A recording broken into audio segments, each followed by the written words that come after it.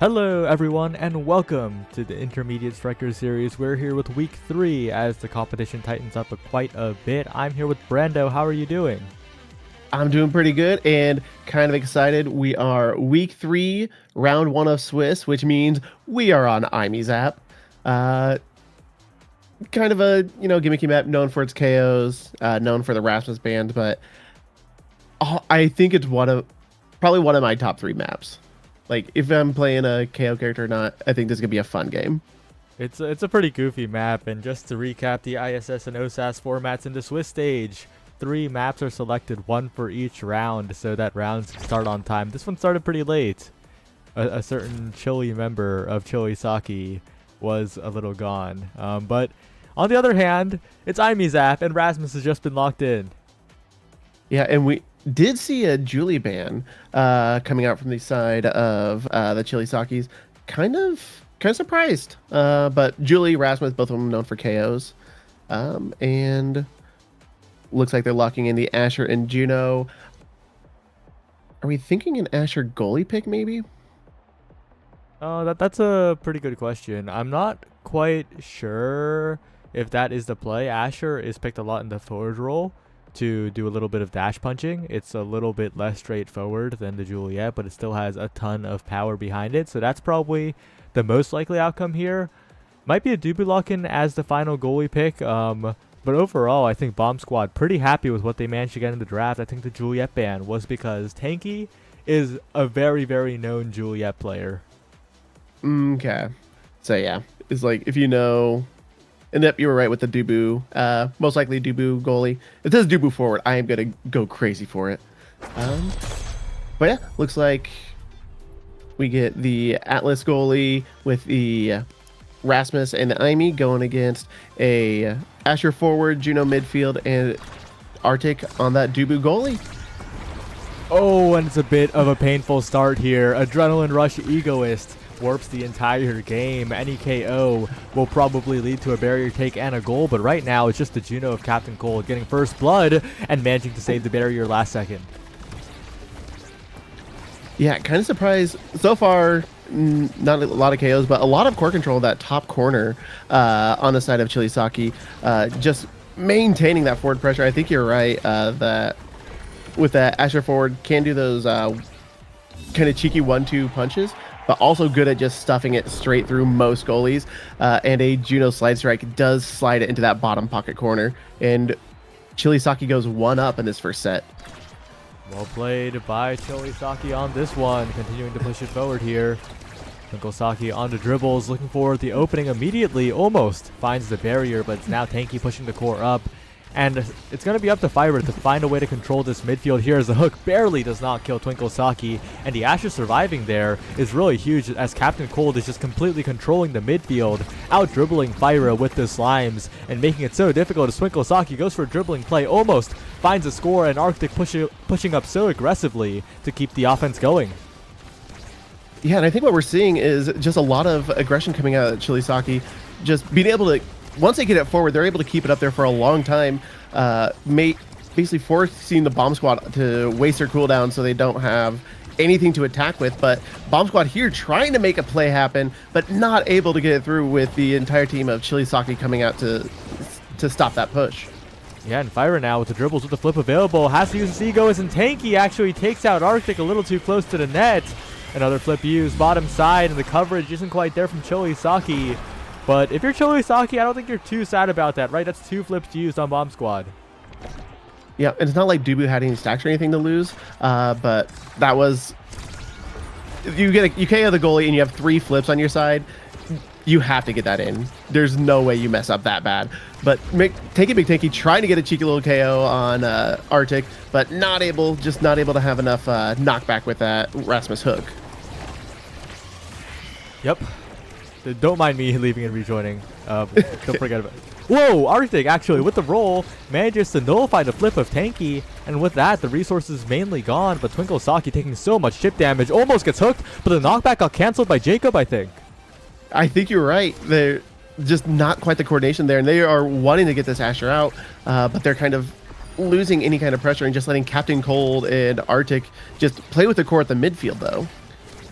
Yeah, right now they're keeping it away just barely as Tanky McTanky goes in. The Tofu Fortress is a bit of an obstacle though for the side of Choisaki, as it is the barrier being taken, as it is Fyra pushing forward. But once again, it's defended away in the midfield by Choisaki, who do have a ton of midfield potential here as Tanky goes for a dribble. But Captain Cold back to Tanky, looking for an opening as Tanky and catches Captain Cold's out clear. Once again, Bomb Squad capitalized very, very well.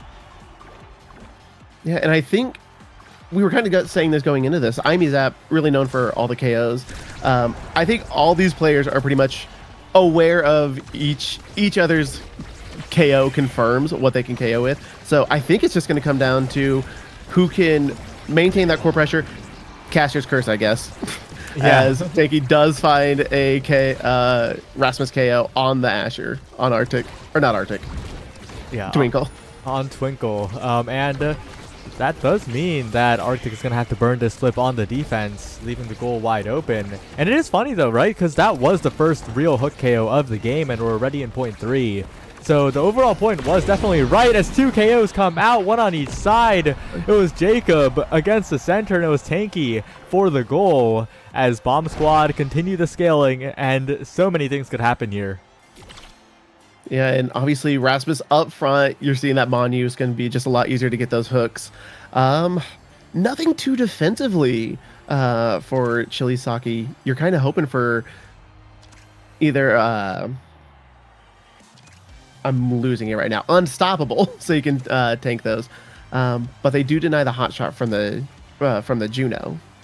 Yeah, and with that Key Awakening gone, the draft is looking all Bomb Squad. They pick up the core control awakenings, they pick up the twin drive to continue holding down that single barrier, and importantly, like you said, they deny the key awakenings away from Choisaki. Although Stacks and Stacks is nice, although Primetime is nice, I'm not sure if Arctic's going to be able to stack too much.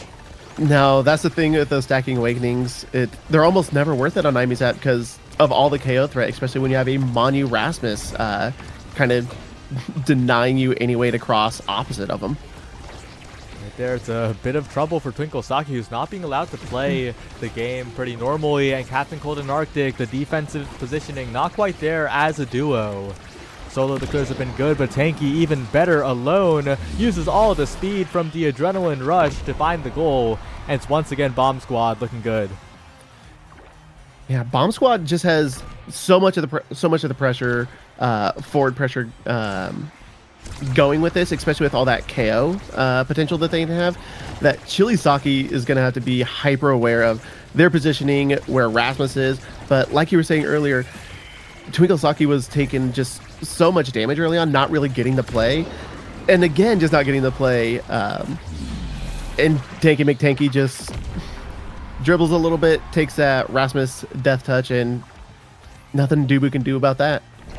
Yeah, Tanky McTanky is using these KOs so well with the adrenaline rush speed, right? Getting the reset, getting the speed, and just outmaneuvering Arctic in the goal box, who isn't too slow, but it's still Dubu in an open net situation. And I think Choisaki needs to find a way to keep these barriers up as much as possible. The aggression from Arctic is good, but the threat on the barriers is just being completely nullified because Jacob has 2 of those expanses to just send the core away. And I think that's kind of what Choisaki needs to do here. Like, keep that forward pressure upward, keep the entire team of Bomb Squad on their side of the field and the pressure over there. That way they can't find those KOs, and they have to use all their abilities for defensive purposes. But the issue there is that if you're trying to aggress on the other side, that's prime real estate for Tanky McTanky to find a hook. And a good roll will send the core away for a moment, will stall enough time for the respawn, and maybe create a little bit more opportunity, but no, it's another KO coming out from Tanky. Yeah, and especially like right off spawn, you get KO'd, you come up with at least one elusive, you have to know Tanky's going for those hooks. Especially with the Adren Rush, there's no cooldowns. The cooldown's always going to be up after that respawn, as we see Captain Cold getting taken out by Tanky McTanky. And with a flip available, with a dribble, with a flip in front of the net, it's checkmate as Tanky sends it to the bottom corner. 2 sets in a row, the second one a 3-0 sweep, and Bomb Squad are taking this Rasmus all the way on IMEZAP. Yeah, and Choisaki needs something. They have the unstop But it looks like Oh. Tinky might be favoring the knife's edge for the speed and power over denying the unstop. That might be a little bit of a drafting mistake. That might be an even bigger drafting mistake. Is unstop surely that unstop's being led through? Okay. Thank you. But so the way I viewed this draft is that there's an argument to take unstop first because knife's edge is not as good on the goalie, right? So you deny unstop away. You're Rasmus. You don't want to fight against unstop. So I thought that Arctic was going to take unstop because that is amazing awakening on Dubu, especially in the Rasmus matchup. But no, it just keeps falling down to the Juno. And yeah, you can pop it, but you have, what is it, 6.5 seconds until it comes right back. And it's just going to be so much harder to find those KOs on Captain Cold here. But Tanky McTanky and Fyra just attacking the bottom lane and able to get that barrier as Tanky McTanky able to find those Rasmus 600 becoming just a little too common in this game. Yeah, Tanky's playing this so well. Fyra's playing it so well too, right? Just locking up the top side, making sure the clears are difficult, finding the goal there. And Chili Saki, it's looking rough for them. It's not that they have unwinnable composition, it's just that Tanky and Fyra are executing so well. I think we finally see the first successful evade of a Rasmus hook. That not only does that waste the cooldown, but it means Tanky McTanky does not proc that adrenaline rush. So he's going to be on that full cooldown length. So they actually have some time to play with. They do, but their net is still open. A good strike war will keep them alive for a little while longer, but Fyra has flipped. It's Captain Cold alone in the net as Arctic is lagging across the map. Okay, well, good sportsmanship from Bob Squad. Lets Arctic return to his home in the goal box, but that's still a rough point with a KO found and with a goal open. I honestly thought Arctic was just going hyper-aggressive goalie, but no, Fyra goes hyper-aggressive. Aimee gets a KO on Arctic and Tanky McTanky able to just sink it in. Trying to close out this game here. 1 point away are Bomb Squad from the clean sweep. All they need is one good hook or one good play on the barrier, and they could probably secure it here. The passing plays, the clear is not quite there as they get it out of the corner for the moment, but it's still going to be tough when Jacob is just sitting pretty. Two expanses to work with, a flip to work with. The hook is a bit of too much of an obstacle though, but Tanky McTanky gets past Arctic. Oh, Fyra gets KO'd by the Dubu roll. That was insane. Aimee trying to like blink across and catch it. Does not see the Dubu rolling and gets caught off guard, leaving Twinkle Saki able to just take it up and walk it in and just strike it while all of Jacob's abilities are on cooldown. That was such an unfortunate blink on the side of Fyra. But maybe Choisaki's way back into the game. If they can hold on, it's not going to be easy. It's going to be quite difficult, in fact, against this Tanky McTanky Adrenaline Rush Monumentalist. Trying to find a hook here and gets a KO from that range. The Monu doing so much work as Tanky McTanky now has flip and so much speed to work with. Yeah, now Captain Cold and Arctic just kind of have to try to lock it down, keep them from getting that barrier until Twinkle can come back up, and just not able to hold it down with a 3-man push there. But Twinkle Saki trying to make something happen, using an Ash roll, but Jacob sees it coming, clears it straight up, and on the side of Dubu, Dubu is uncontested, trying to find a clear, find the angle, but Twinkle Saki just is not able to avoid the hooks. Yeah, that's the key here. Captain Cold redirects it upward. There was a strike picks up on Jacob. They could have gotten the barrier there, but it's so rough. And it is Bomb Squad who do play better. They do win more, and they do secure this game in 3 sets. Yeah, good attempt on Captain Cold trying to do the jump flip to catch it, but just barely missing. And Dubu does not have the speed to catch up to that. That match was purely... It was an Aimee Zap match with Erasmus on it. Let's be real. That's how we kind of see Aimee Zap goes. It's a story as old as time. Yeah, and it's the power of being on a team where you have a player who is very strong on both the Rasmus and the Juliet, right? It's a lose-lose situation for the opposing team. Yeah, and it's not especially in this kind of format, where they do their bans in game. It's not like a situation of they have one person on their team that can play Rasmus really well, one person on their team that can play Julie, and you're just trying to guess who's they're gonna try to put first as first pick. Tanky McTanky, apparently good on the Julie, good as we just saw, good on the Rasmus. They're just gonna put him up front and get whatever Chili Saki deems the lesser of two evils in this situation. Yep. Well, it is time to go to a bit of a break as we wait on the last 2 matches to finish from this round, Brando. Anything you want to say before we say goodbye for like 5 minutes? I think you should always ban Rasmus. I don't care how good the Julie is. Well, The second Brando has spoken. Don't go anywhere. We'll be right back.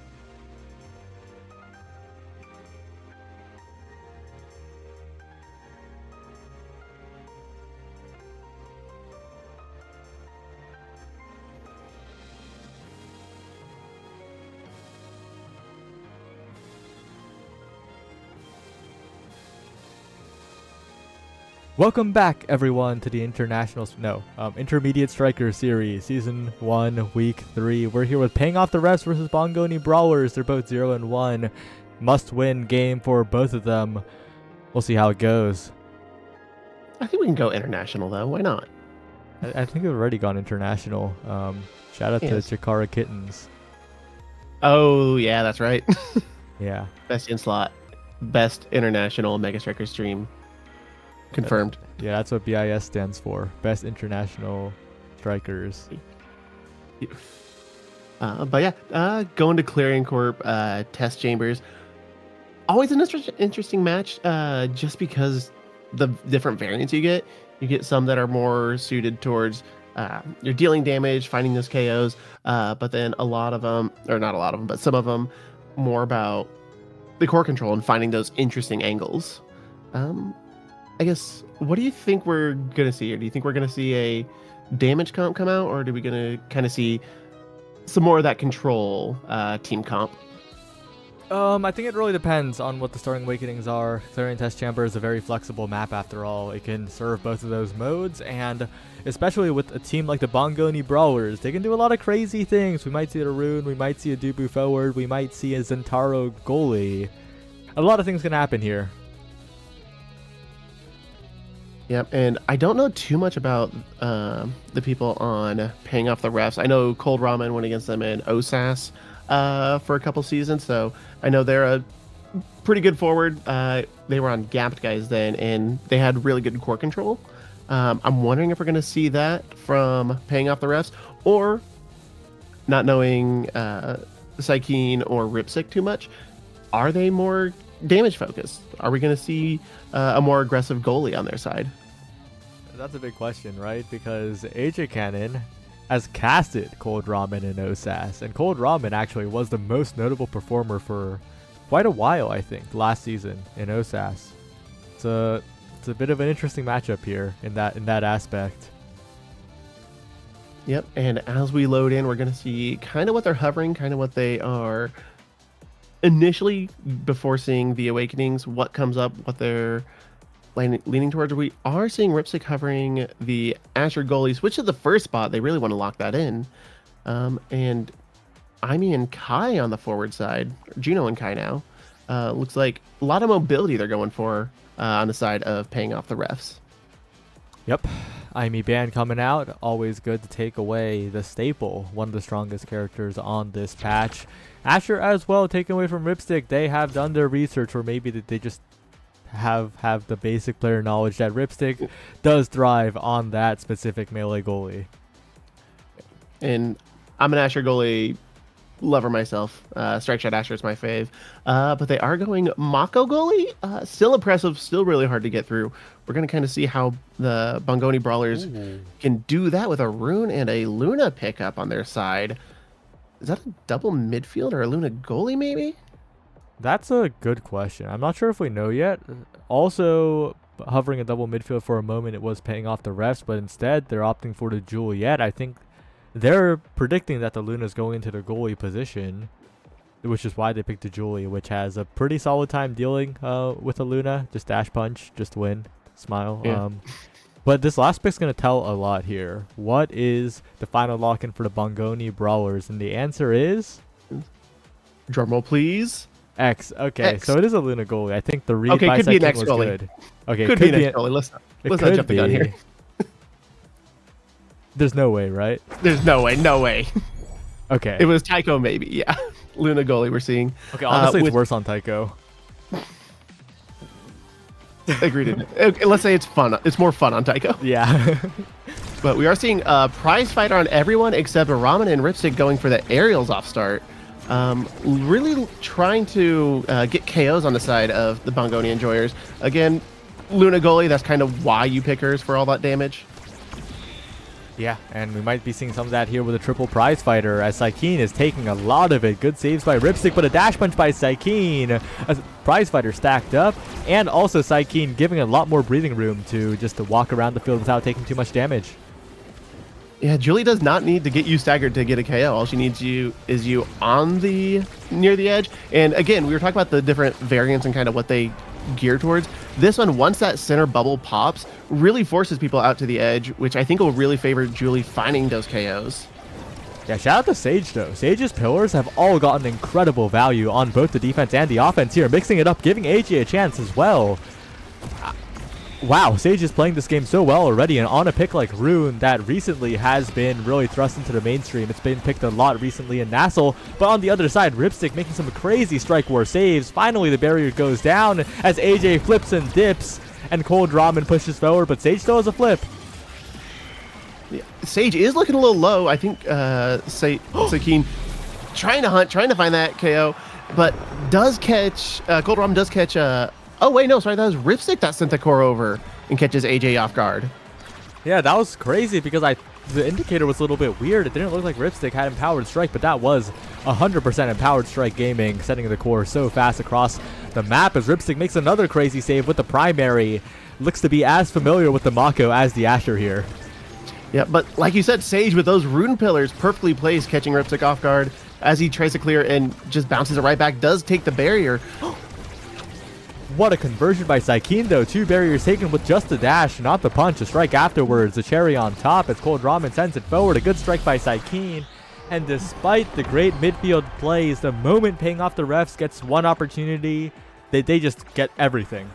Yeah, well, it's like you said, Julie's such a good matchup against Juno because she has a kick punch, but also, as if your forward is just standing on top of Luna, there's not much you can do to stop you.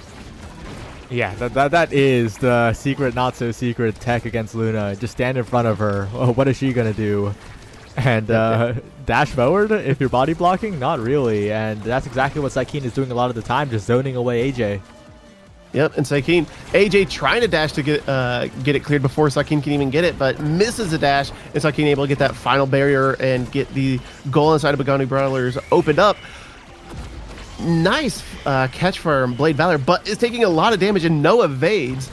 Is Sykin or Ripstick decides that they want Blade out.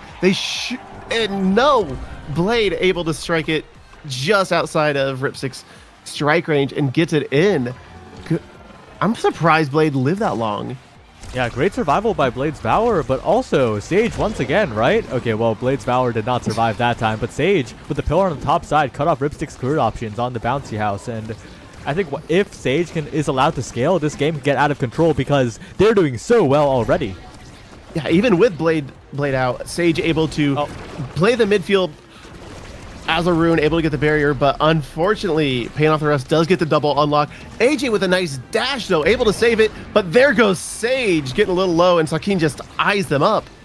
Good strike by AJ, though, clears it away, but bottom side, not enough reach, unfortunately. And the small Luna, I mean, Pauldrons would, okay, well, paying off the refs, 3-1, takes the first set.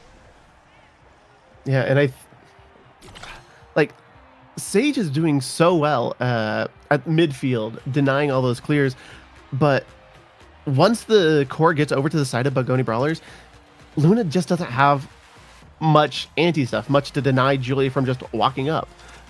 What you were saying, just stand on Luna. And in this draft, I'm not seeing too much that could really help Bogoni Brawlers. And speaking of quite the opposite, the Luna is forced to take one of 3 pretty useless awakenings. Siege Machine, the only one that does something. And that something is not very much, right? The only benefit is slightly additional range, and honestly, not really achieving too much. And Sykin as well, picking up the Adrenaline Rush there, right? Adrenaline Rush and Prize Fighter on this Juliet, but on the other side, Sage and Blade's Valor manages to find the KO and convert a barrier. Well played. Yeah, make it almost instantly a 2v2 just as Sykin just stalls out, trying to wait till we can get a normal 3v3 game going up. And does do enough stalling. AJ, on they spawn in, tries to dash to get something in, but unfortunately just not able to connect. And now the core is on the side of Bogoni Brawlers, which is not where they want to be. Yeah, they almost get a good play as Sage goes in for advantage, takes out the midfielder. Wait a second, that opens up a scoring lane as AJ comes in as well. Pass up to the top side, pillar formed. The first real pillar missed by Sage. It's all good though. They'll have many more tries because AJ still has a barrier. Yeah, and Sage doing so much work in this match, while Valor is just trying to bully that bully Mako, bully Ripstick, getting them down, but just doesn't have the abilities or the power to confirm the KO.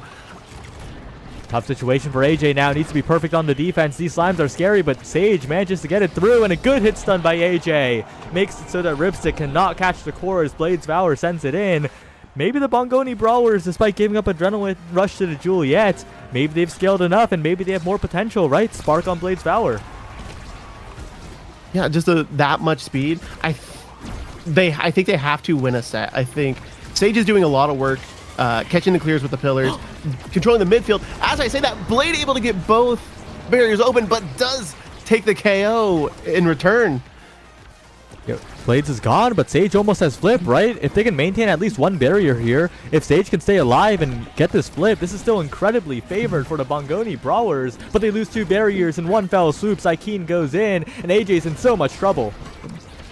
Yeah, and Sage is just trying to get skills to connect, get those strikes, and does get the flip at the last second, burns it defensively, almost sends it around the world, but not able to make anything useful of it. Blade Valor bull rushing into the Mako, pushing her out of the way so Sage can just sink it in cleanly. Oh, and it's such tight margins, right? It is so close. But Bongoni Brawlers are holding out just enough to get that, just enough offense to find the goals. And as you say that, Sakeen does find a KO on Sage, and now trying to get this power play. Sakeen does have core flip, but oh, Cold Ramen and Ripsicon just a little bit out of position, does give up a barrier, but Sakeen is able to get that final barrier. AJ's not looking too good. There's nothing Luna has here to get from getting KO'd as soon as Sakeen gets some abilities up. That was a really good bounce by Sage, though, off the very corner of the terrain. Manages to clear it away. Normal bounces wouldn't have sufficed there. Sakeen goes for a crazy dribble play. Not quite enough as AJ is healed up. Has plenty of meter as well. Good banish by Sage to get out of there. And a good pillar to solve the play. But Cold Ramen goes in. Doesn't quite get the flip. Doesn't quite have an angle. As Blade's Valor is taking so much damage. But taking damage is fine here because Sakeen doesn't have a clear kill confirm. Yeah, I should say Blade's doing a good job surviving, but unfortunately they're not able to get anywhere near the action and control any of the core. And unfortunately, Sakeen and Cold Ramen do kind of eye up AJ and sink it in, and we do get 1 point on the side of paying off the refs. As they lose both barriers, Sage and Blade Valor doing a good, very quick push off kickoff. Yeah, that was so fast you couldn't even finish half a sentence before both barriers went down. Now, Sakeen and Cold Ramen trying to do the same thing on the other side. A lot of damage taken by Blade's Valor, but a good strike by AJ. And a weird core stop off the barrier. Cold Ramen almost with an own goal off the pillar. A lot of trouble still, paying off the refs. 2 barriers taken. Dash away by AJ, but the rocket is clutch at the perfect moment. As Blade's Valor and Sage are both staggered in so much trouble. Sakeen, core speed, saved away by AJ. Sage trying to get it out of there. Good pillar as Blade's Valor goes forwards, but it's not enough from the Bongoni Brawlers. The damage pressure just too much on the Goo variant. Panoff Rust just had so much damage going their way, especially on that Goo variant. It's like, you don't have to get a KO, just get them in the Goo, and they're effectively out of the game for a good couple seconds. In a good couple seconds, Blade Valor's going to be out of this game as they're caught a little too close to the edge on this. But Sakeen does use their flip, trying to survive, almost gets KO'd, but luckily able to stay alive in this and keep that power play going. Yeah, and I think Bongoni Brawlers played that pretty well. The damage pressure on Sakeen, even more damage pressure on Sakeen by AJ. Sakeen staggered now. Blade's Valor finds the KO. The damage pressure from all 3 members was perfect in the reverse power play. They were down a member, but they still kept going onto Sakeen, knowing that if they bring the Juliet low, they can find some pressure. They could lower the pressure by taking off a prize fighter stack. And now with the pillar, incredibly well played by Sage with a meter available. Now the banish goes in, set up, trying to find a flip, but doesn't pull the trigger early. Still maintains it for maybe a future play here. Yeah, you could see Sage is just trying to eye up, waiting for the core to get unbanished so they could use a core flip, but just in that mosh pit, not able to see anything. Blade Valor, though, with excellent dribble, getting Ripstick out of position and able to just sink in that bottom pocket before Cold Ramen or Sakeen could even come and help defend. And we were kind of saying Bongoni Brawlers may have lost that last draft, but they pulled it through.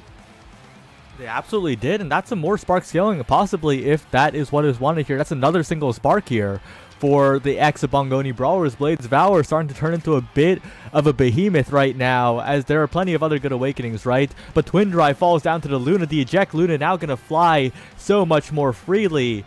And I think the Bongoni Brawlers have gotten exactly what they needed with that hotshot take, with the hotshot deny at the same time. Yeah, I can see where AJ is coming from.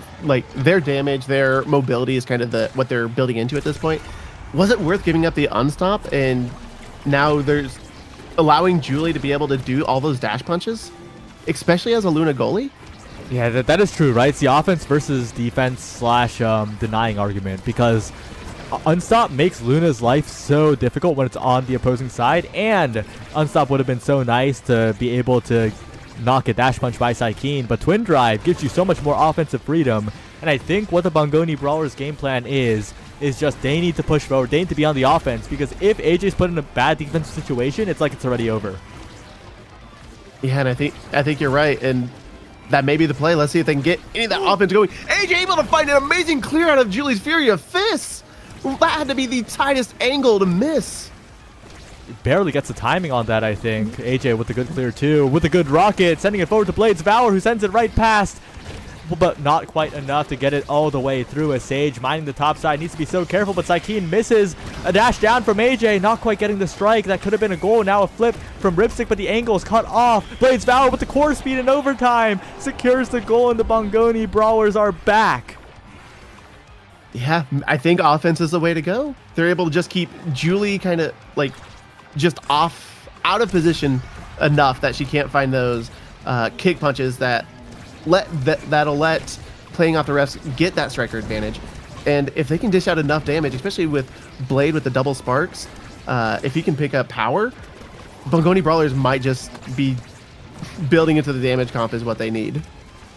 Quite possibly. Sage in a bit of trouble here, but so is Cold Ramen as the core sent up to the top side, and Sage pushing in aggressively. The fast strike is what is perfect there, and they maintain a barrier on the other side as well, and Ripstick getting chipped down. AJ heals up just enough by picking up an orb on the return. They lose a barrier, and Sykeem and Cold Ramen might have a chance, but Ripstick is on death's door. Yeah, but Sage and AJ are not doing too good themselves. AJ is able to hear up, but Sage does get caught in the goo and gets slowed down, and AJ not able to catch it with the dash.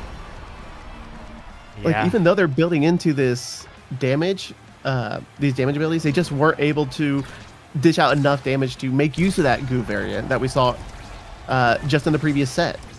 Quite unfortunate, but it is still another point, another chance for them, especially because with that set win in the previous set, they have another set to scale with, right? They have a lot more time to work with. They might even not need that time. They might be winning here because it goes around the world. BladezValor finds the perfect angle around Ripstick. What a play by the Bongoni Brawlers. Yeah, just using those the bumper positioning and bumper angles to their advantage, like you said, around the world, able to sink it in. And Blade and Sage able to get those two barriers early, as we see Sykeem able to get the KO early in this variant here. Oh, and a bad angle by AJ, unfortunate, but that's two barriers going down. Well played by Sykeem to play with the dash. A good rocket by AJ though. Takes a barrier on the other side. They can get out of this corner. It'll be huge, but AJ is so low. And I think it's for the best that that point went in right there because AJ was going down. Yeah, and only one prize fighter stack, but it's one less you would get if you got KO'd at the end right there. Yeah, and that would be 3 that Sykeem would be at. On 2 instead at the moment, which is a little bit more manageable as Sage is positioning so well away from Sykeem, making sure that Juliet can't get those dash KOs for free. And now BladezValor with the pillar at their back, trying to find an opening here as AJ goes around the world. He hits stun, forces out the core flip from Ripstick, and AJ maintains 2 barriers, but Sykeem comes back from the banish. Doesn't quite get the flip afterwards though, but an amazing KO by AJ, and Sage flips it away. Perfectly played to get it out of there, and now Sage picks up an orb to stay alive. Yes, and now we see all 3 members of Bongoni Brawlers trying to make that use of that power play, trying to get the goal. They do get the barrier open, and now it's the open goal on the side of hang off the refs. Ripstick not able to deal with BladezValor, and a Luna nuke coming in to sink it in. What an amazing point. Bongoni Brawlers, they are clutch when it matters in the 5th point, and we are seeing even more scaling coming in. That Spark of Focus is going to be denied expeditiously by the Juno, but that means that X is going to get 1-2 punch catalyst or something of that sort, and missile prop also coming in as well. But that might be a bit of a mistake, right? Because Juliet and X are next in the draft order, and that's a 1-2 punch Juliet. Yeah, like you were talking about X get 1-2 or Catalyst, but with Julie right after, whatever X doesn't take, Julie is going to. So yeah, Luna does get more damage. They're kind of just going with their game plan, building into that damage. But Julie is as well, but maybe that missile prop is the deciding factor, getting that Cold Ramen's Juno off the map immediately. Yeah, that additional damage definitely played a part in that Crater KO there. As BladezValor now pushing forward, and these rockets with the earlier Siege Machine are truly cross-map. Maybe the value will quite be there as they take an early barrier, and the scaling has truly kicked in for the Bongoni Brawlers.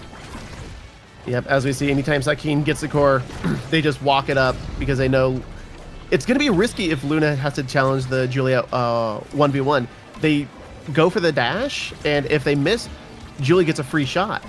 But if they hit it, it's kind of that high risk, high reward. But Julie has the unstop. So, yeah, the Bongoni Brawlers defensively, very weak. And so they need to keep the damage going, need to keep the core on the side of paying off the refs so AJ can help out with all that damage. Oh, but Saikeen, this time going for another attempt. So many risks taken, I think, by Saikeen, going for these crazy, flashy plays when all they need to do is be consistent. And that's what Blades Valor is doing on the other side. I think Saikeen needs to stop going for these setups and just dash punch. Just dribble into dash punch because you will beat the Luna that way. That's literally, that's just Julie, just dribble dash punch. But yeah, they're kind of getting a little too fancy. Blades, X can't really get too fancy. X just punches. So able to be more consistent there. But paying off the rest, getting a lot of early pressure, which is not what Bongoni Brawlers want.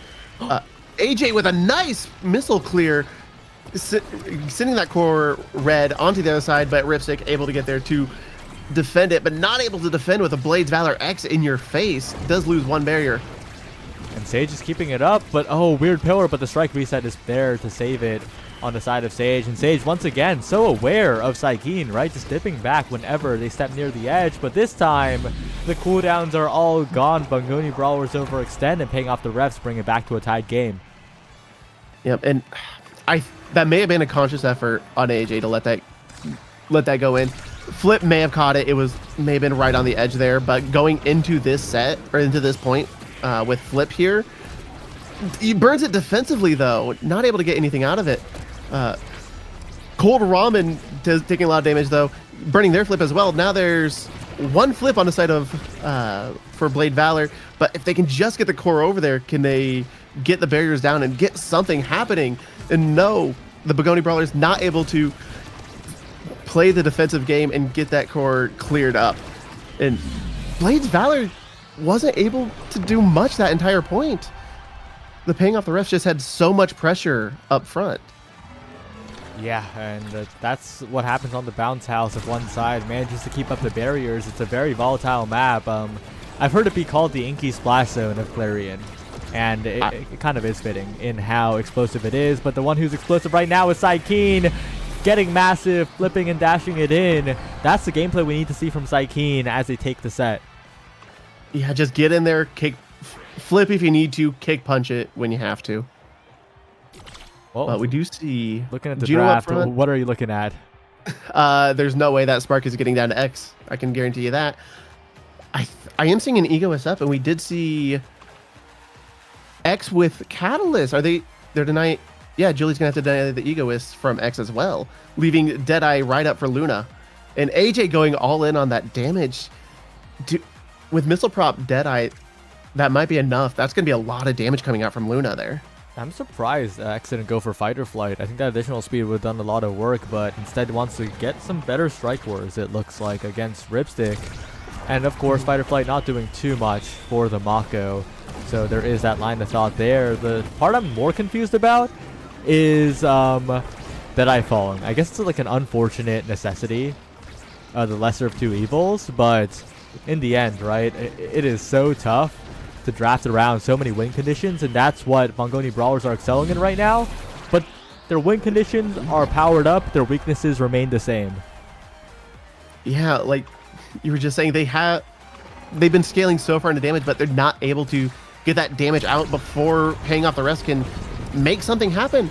Paying off the refs has the speed, and then unfortunately, I don't know if it's pass or a dribble attempt from Saikeen catches the rune pillar, and they do give up a barrier. And Blade Valor able to take that second barrier as well. And a great shot by Sage from the midfield. No one catches it. Saikeen saying sorry, knows that that was the Juliet's job in that moment. As Bongoni Brawlers, again, a well-needed insurance point in a map variant where Juliet otherwise would be better. Oh, and Sage with an unfortunate miss with that pillar sends the core back. but that's a critical KO. That was full meter on Blade's Valor, and Saikeen opens up the game, has the adrenaline rush, has the passing play, but Cold Ramen doesn't get the strike. But that's a KO found by both AJ and Saikeen. It's a 1v2 as the barrier is taken, but Blade's Valor coming back. One strike interrupt would be huge here, and it is interrupted for a moment. Well played by AJ on the dribble to keep the point alive as Blade's Valor goes in, but doesn't quite have the reach as Cold Ramen and Saikeen play much better in the open map as the slimes are coming in, as the passing plays go out, as the power is being abused by Saikeen right now with the 1-2 punch. Goal not going in just yet as AJ dashes forward. The slime's not enough. The dash punch a little late, and they hold on, but for how much longer? AJ, the slimes by Cold Ramen overwhelmed the Luna, and well played by playing off the refs to continue that power play, continue the scoring, and now they're just 1 point away.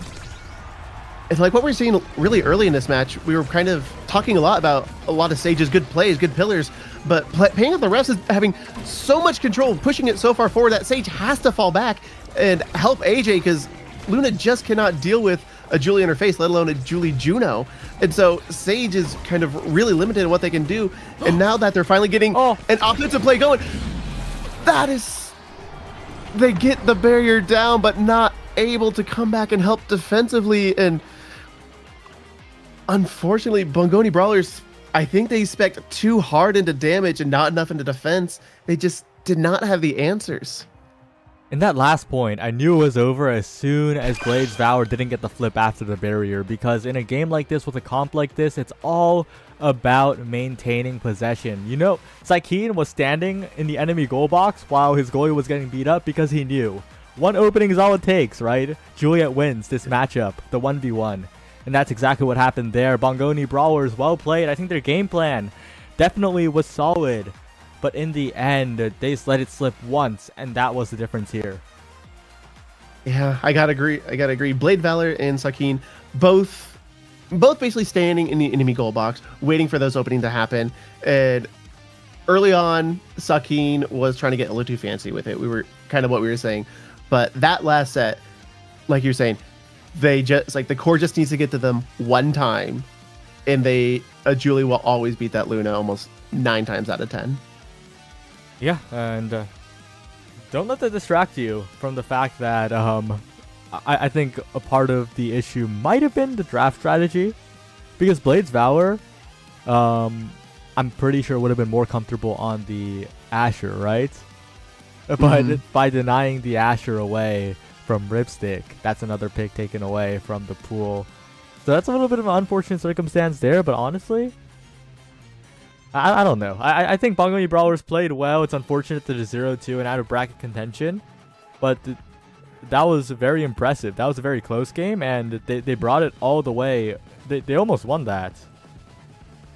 Yeah, they really brought it back, especially kind of going back to the early game. After that first draft, we were saying Bongoni Brawlers didn't get anything really useful, anything they could actually scale with, and they proved us wrong, and they took it to, I believe that was a set 5. Yep, set 5.4, almost the closest it could be. Yep, and they kept going into damage, and they just needed something a bit more defensive, because as soon as the core got onto their side, they were just using ability after ability between Sage and AJ to get it out. That once they did, paying off the rest, was able to control the midfield. Once they got the core possession back, send it right back to the side of Bongoni Brawlers and keep the pressure going. Well, on that note, we will be going to a break. See you next time for the next round of Swiss. Don't go anywhere.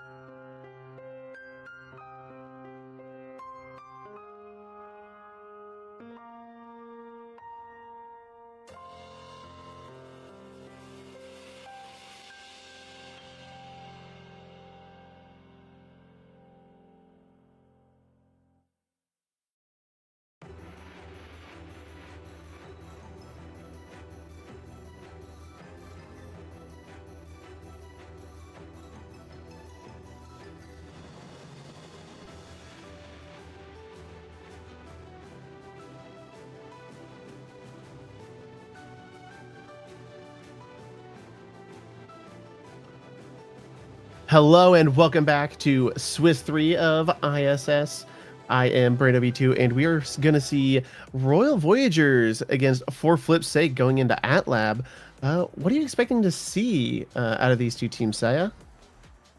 That's a very good question. I know these players have a bit of history with each other. Daru and Kashira are pretty close, I think, in real life. Not in real life, online. Maybe also in real life, I'm not quite sure. But I think these two teams, I'm a little bit surprised they're 1-1. Of course, the top of the table teams are the top of the table teams, but I think both these teams are contenders to qualify. I think they could both do it. They just need to lock in. And we are seeing a double heal ban on the Atlas, ban on the Now. So not a lot of heals going to be coming up this game, especially on AtLab. Using that black hole for some damage, depending on your team comp, might be what one of these teams wants to do. We do see a Rasmus lock in for Daru.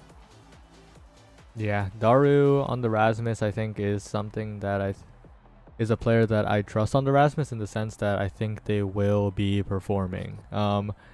Storm as well, a very, very stable goalie. I think will make it pretty difficult for Flip's Sake, but For Flip's Sake has 103,000 channel points on them, and Royal Voyager Space Brigade has 10, so maybe we're wrong. Maybe chat knows something we don't. We do see a Kazan on the side for Adrian. I'm going to be interested to see how well they stay alive and picking up the Rampage start.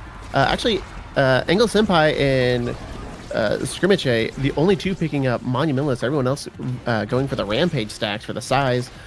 Makes sense here. Double barrier map, AtLab. If you can get a push going, you can get those barriers pretty easily. As we see right there, Adrian. Sea Storm is favoring that bottom one, just take the top one just to get out of the way. Although Adrian is taking that damage because on very, very low on stagger, picking up Royal Voyager's Health Orb. And able to hook it right back to them, taking Storm by surprise, getting that barrier down, and with the Kazan secondary pop, does sink it in, and we do go 1-0 for the side of For Flip's Sake in this first point. Well, yeah, that point was action-packed all over the place. Adrian almost falling, but barely staying alive and scoring in the end. I will say, though, very confused at the Monumentalist pick by Scrimmache. I thought we left those ages behind. Monumentalist, a bit of a downgrade on the goalie Dubu, and Scrimmache seems to not be a knower, so if you do watch back this VOD, that is something that I advise to change. Makes your logs less effective and all of that, as Adrian's once again on that store. Yeah. I will say, it is a strike shot Dubu with Manu, which... That doesn't change anything. That doesn't change anything. I was going to say, it's still not great, but it's better than Mom Boots. Well, logging it out of there, log not breaking there was very important. Almost broke, but still stayed alive. Barriers open, though, means they're in a lot of trouble with the passing play as Roxas tries to sneak it around top corner, but these massive rune pillars are proving to be a bit of an obstacle as they try to go in for the goal, but the calm passing plays once again keep the core away from the barrier, and Storm holds on. Yeah, Angel Senpai taking a lot of damage, but remaining calm, using the evade. They see the Mako trying to eye them up for a KO, and not panicking at all, even as they're staggered here, just going to play it safe.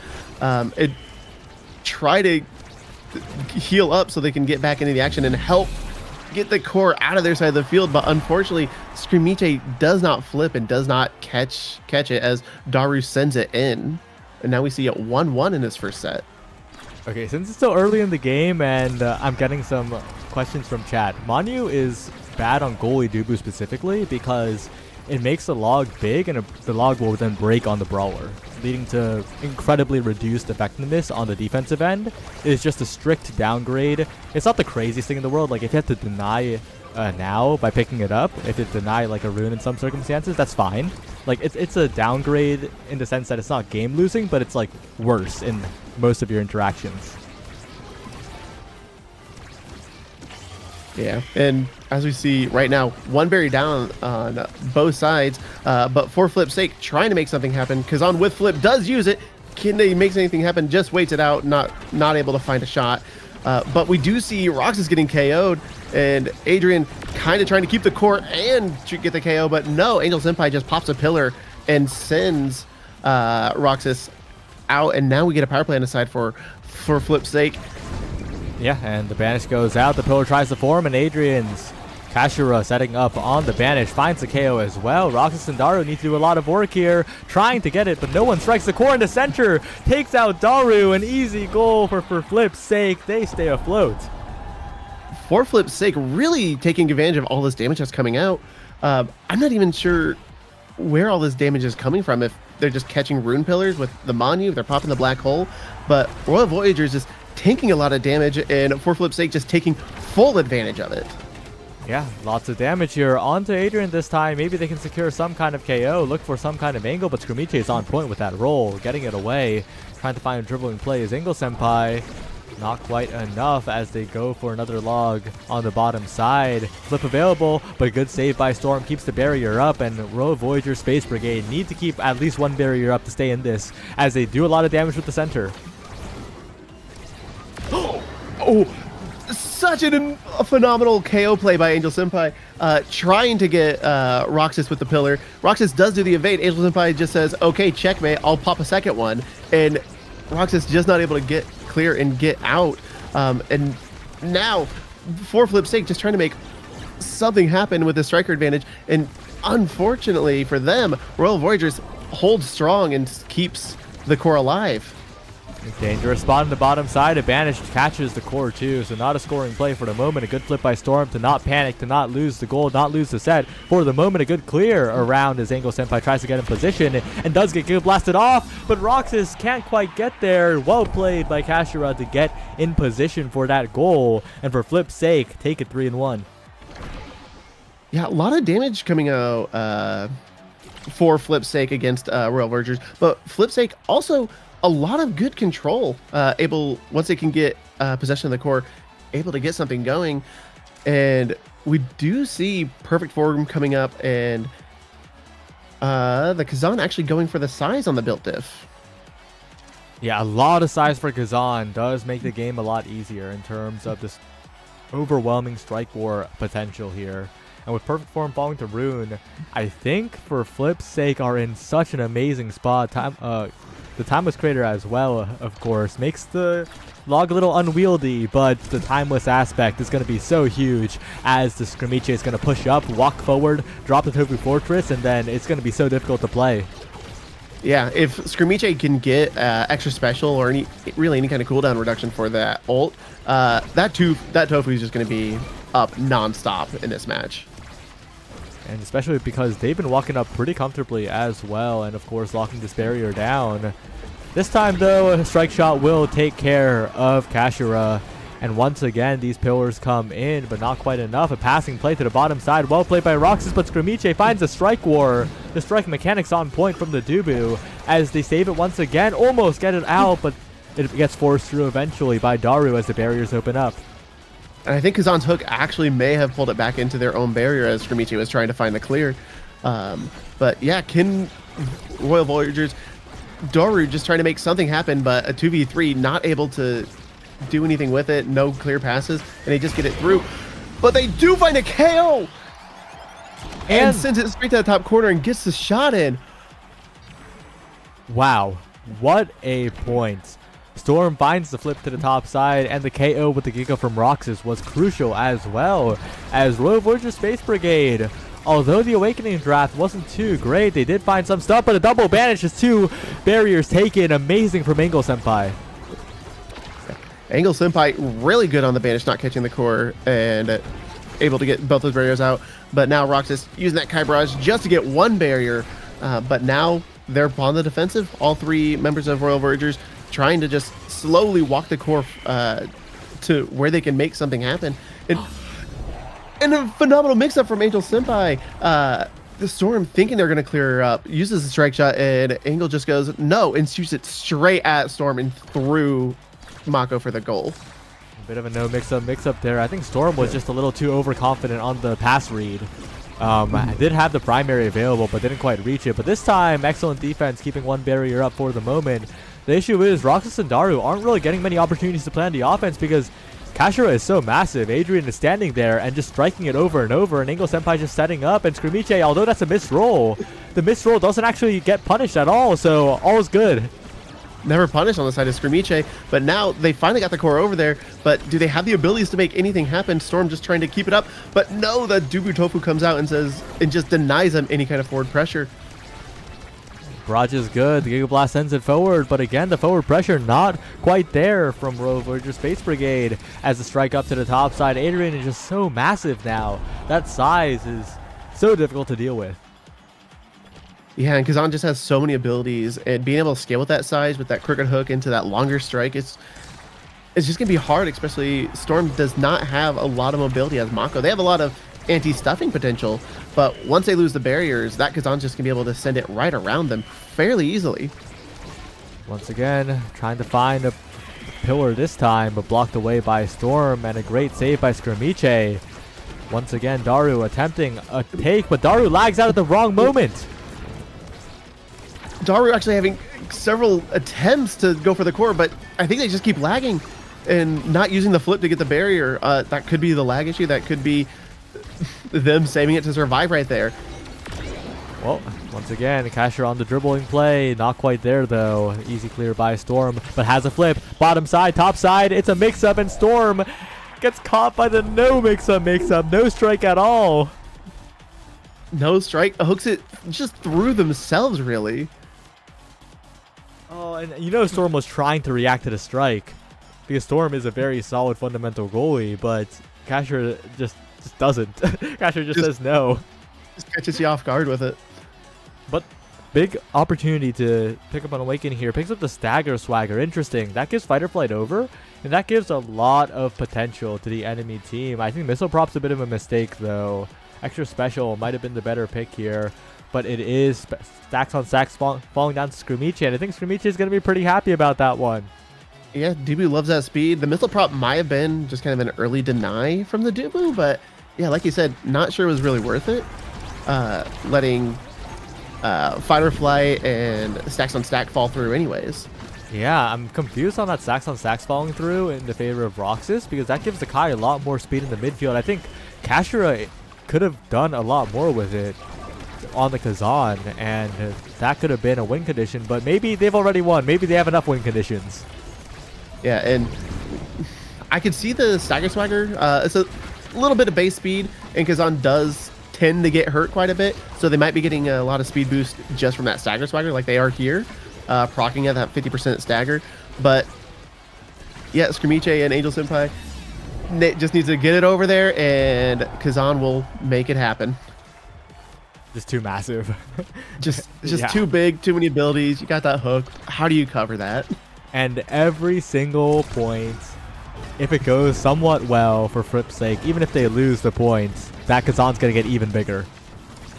Yep, and it's only a matter of time before Kazan hits critical mass, and they're just too big for you to do anything against. Well, they got to try. They got to try to win early. A good flip up to the top side. A missed strike, though. One barrier taken, but that's not two. That's not the goal opening up, and Screamiche is going to have a very solid time. Has had a very solid time so far in this game defending that single barrier. It's gone down multiple times, but more often than not, it's been the point. And Daru's not pushing up hard enough, I think, giving Adrian one more chance, and oh no, Roxas a dribble, but it's still saved away. They find a way out of the corner, but a banish onto two by Angel Senpai, the extra special putting in work. Yeah, the Rune Banish just hitting both the goalie and Roxas there means there's no defense. Even with the reduced time from being in your goal box, they had just too much pressure.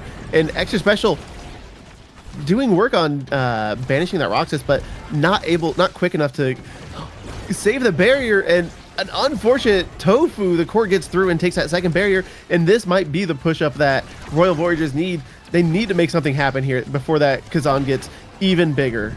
But the issue is, right, that's two barriers down. That's two stacks of Rampage, even if they win this point.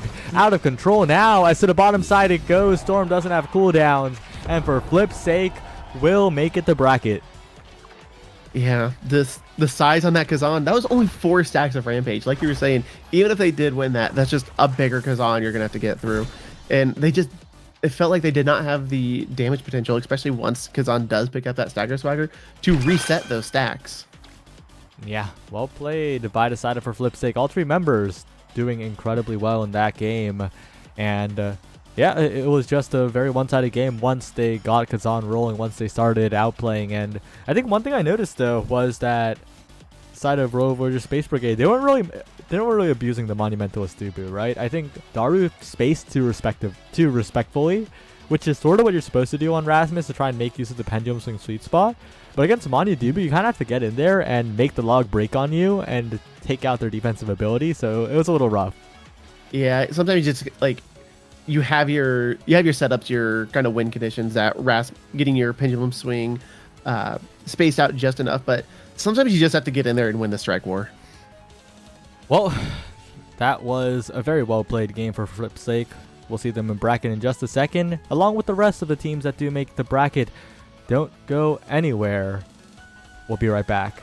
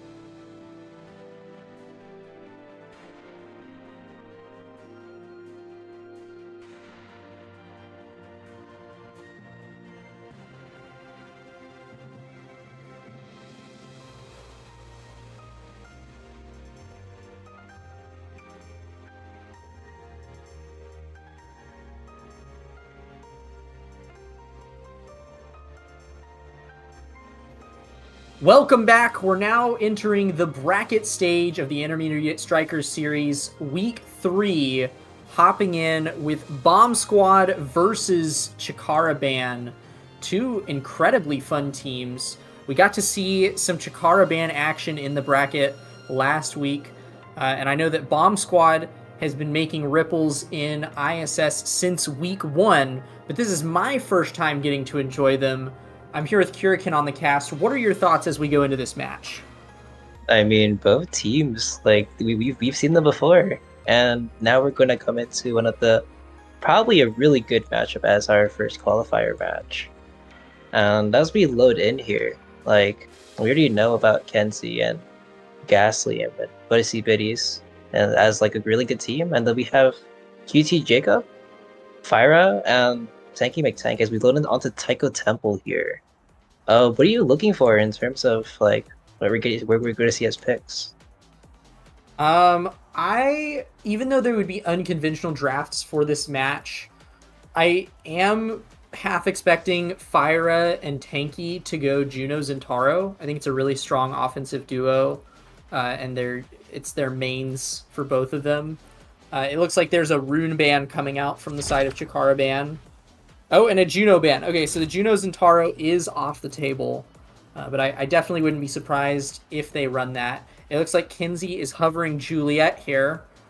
Definitely not a bad pick for this map, especially because you get those lanes that make it a little easier to land dash punches. Oh, and speaking of, there we go. Essentially the same character. It's Juliet 2, everybody. Asher is our first draft. Incredibly strong on Taiko Temple. Undoubtedly going to make a difference here. And on the other side, we see now when Atlas gets taken, Busty Biddy's kind of just hovering over the Atlas and not getting it, unfortunately. We're gonna see not Kenzie, but Gasly, otherwise known as Official Fangirl, hovering over the Aimi here. And Busty Biddy's on the Zubu here, so we're gonna see anti-shove and just shove in general. Yeah, I like this now pickup from, presumably that is Fyra on the now. Very, very good at holding the lane. And there's the X as well. So this is double healer X comp. I don't know that the double healer is needed. I think these are just good characters. Like Now and Atlas are really, really strong on Taiko. And yeah, it is a 1-2 punch egoist start, triple egoist for the side of Chikara Ban. And then 1-2 punch on QI Jacob and Tanky for Bomb Squad. We're jumping here into set 1, and already the core is just flying about. We're about to watch it do even more of that. Yeah, Tanky's sending it upside, trying to ban. He does find the first barrier here, and on the side of like Bomb Squad, they have like really good synergy. Like we've seen, even though like you probably saw like week 1, they had like really great synergy playing against like other teams, and currently they're still like having it set up with 2 barriers still up. Yeah, and we will see the Egoist come online here shortly. A slight energy advantage in the favor of Chikara Ban, and they're getting a really strong corner offense here, but it does get cleared topside to Tanky here. There's Fischl getting the Egoist here, is going to try to use that speed boost to make progress on these barriers. The flip comes out, but no barriers are found yet. We're back to a neutral state. Yeah, but not neutral on the side of Energy Awakening, as QI Jacob has their flip up, and Official Fangirl does kill the Fyra there, and finds the goal as well as Kensig does throw his Pathfinder, and finds the first goal. Yeah, a very nice turnaround there for Chikara Ban. Just capitalizing on QI Jacob being a little too far back in the goal box there, and getting a nice KO.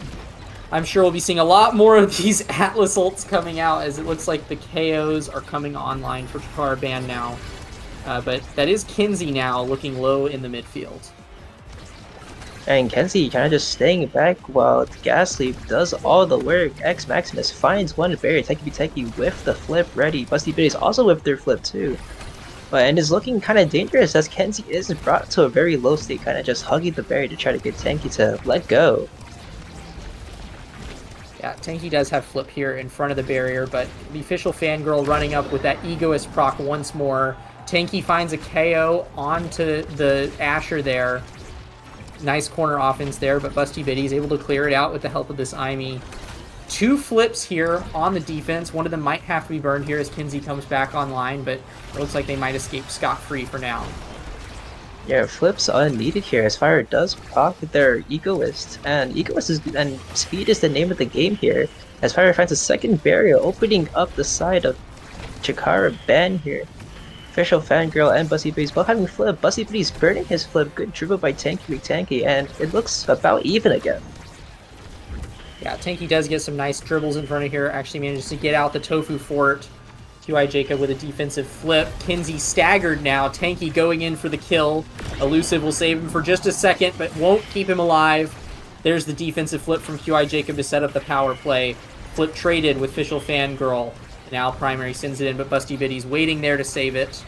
Strike shot, keeping it up. Kinsey's back online now, though, so that is the end of this power play, and it's Chikara Ban's turn to try to turn it back around. Dribble from Tenki almost finds the goal, but Dubu walks back and finds it again once more. And with some nice team play, and there's that buff from the 1-2 punch, the core speed will be the thing that gets them the goal in overtime.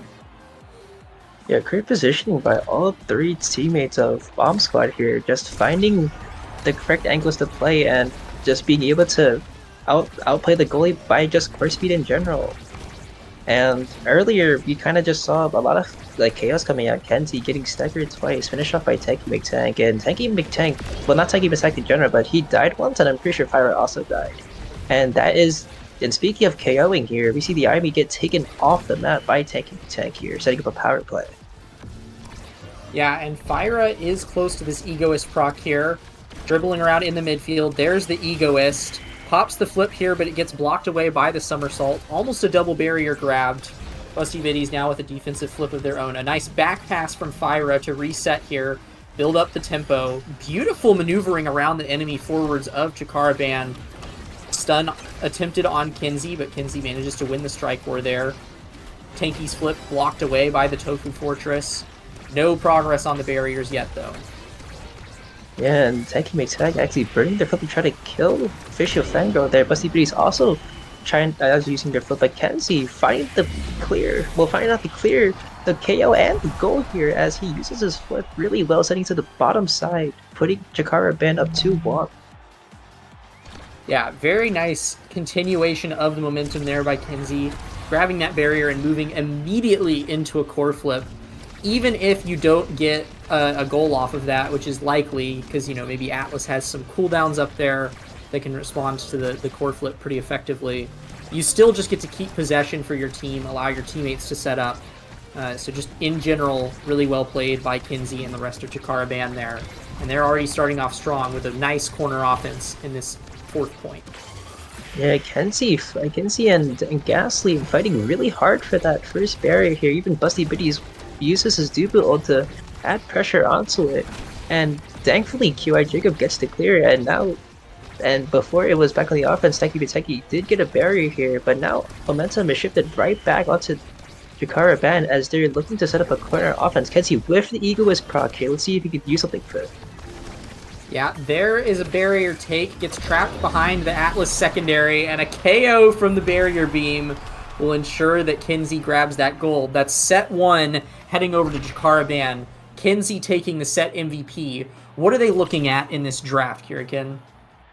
Looking at that Unslamian, you have a lot of great things for Asher here. You have Unstoppable to take it away from the Atlas. You also have Rampage 2, and also the Rapid Fire and the Twin Drive. Just having a lot of stuff in general to make sure that Atlas doesn't get a lot of abilities. So Atlas does take Twin Drive here. Kenzie opting for the Knife's Edge, looking to find more kills here, and kills will be a very prevalent thing as Chikara Band already has probably 4 on the board.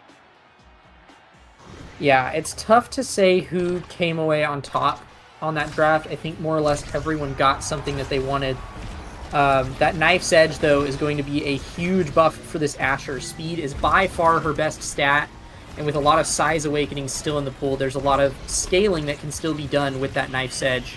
For now, though, it'll be earning them the first barrier of the set, and some nice offensive progress here. Yeah, I want to kind of come back to how they let X slide out with the Rampage here. X being a very, very cool scaling character means that if he gets the right awakenings, he will transform into a kicking machine here. And as I say that, Tanky McTank is actually coming up on flip and just solos the 1v2 here as he takes the gold. Yeah, Tanky McTank only has one of those Rampage stacks right now, which is just a testament to how solid of a brawler that he is. But certainly as the set goes on, we're going to see this dude scale even more and become even more of a menace to Chikara Band. An unfortunate whiff there, flip for Fyra, but they do manage to find a barrier on this kickoff.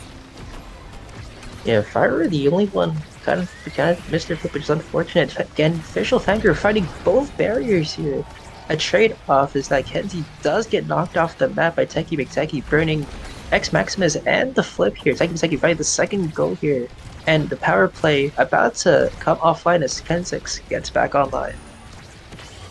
Yeah, Kinsey is doing a good job of marking this X right now. I think that's really, really smart when you're on defense, especially now that Kinsey has this knife's edge to rotate up fast. We'll see him zoom up the field right here and get in touch with this Atlas, the pass splitter, used as a bit of a pass shielding tool there to Official Fangirl. The dash coming in, trying to contest this Atlas. Cooldowns get burned away, and Official Fangirl actually finds a KO there.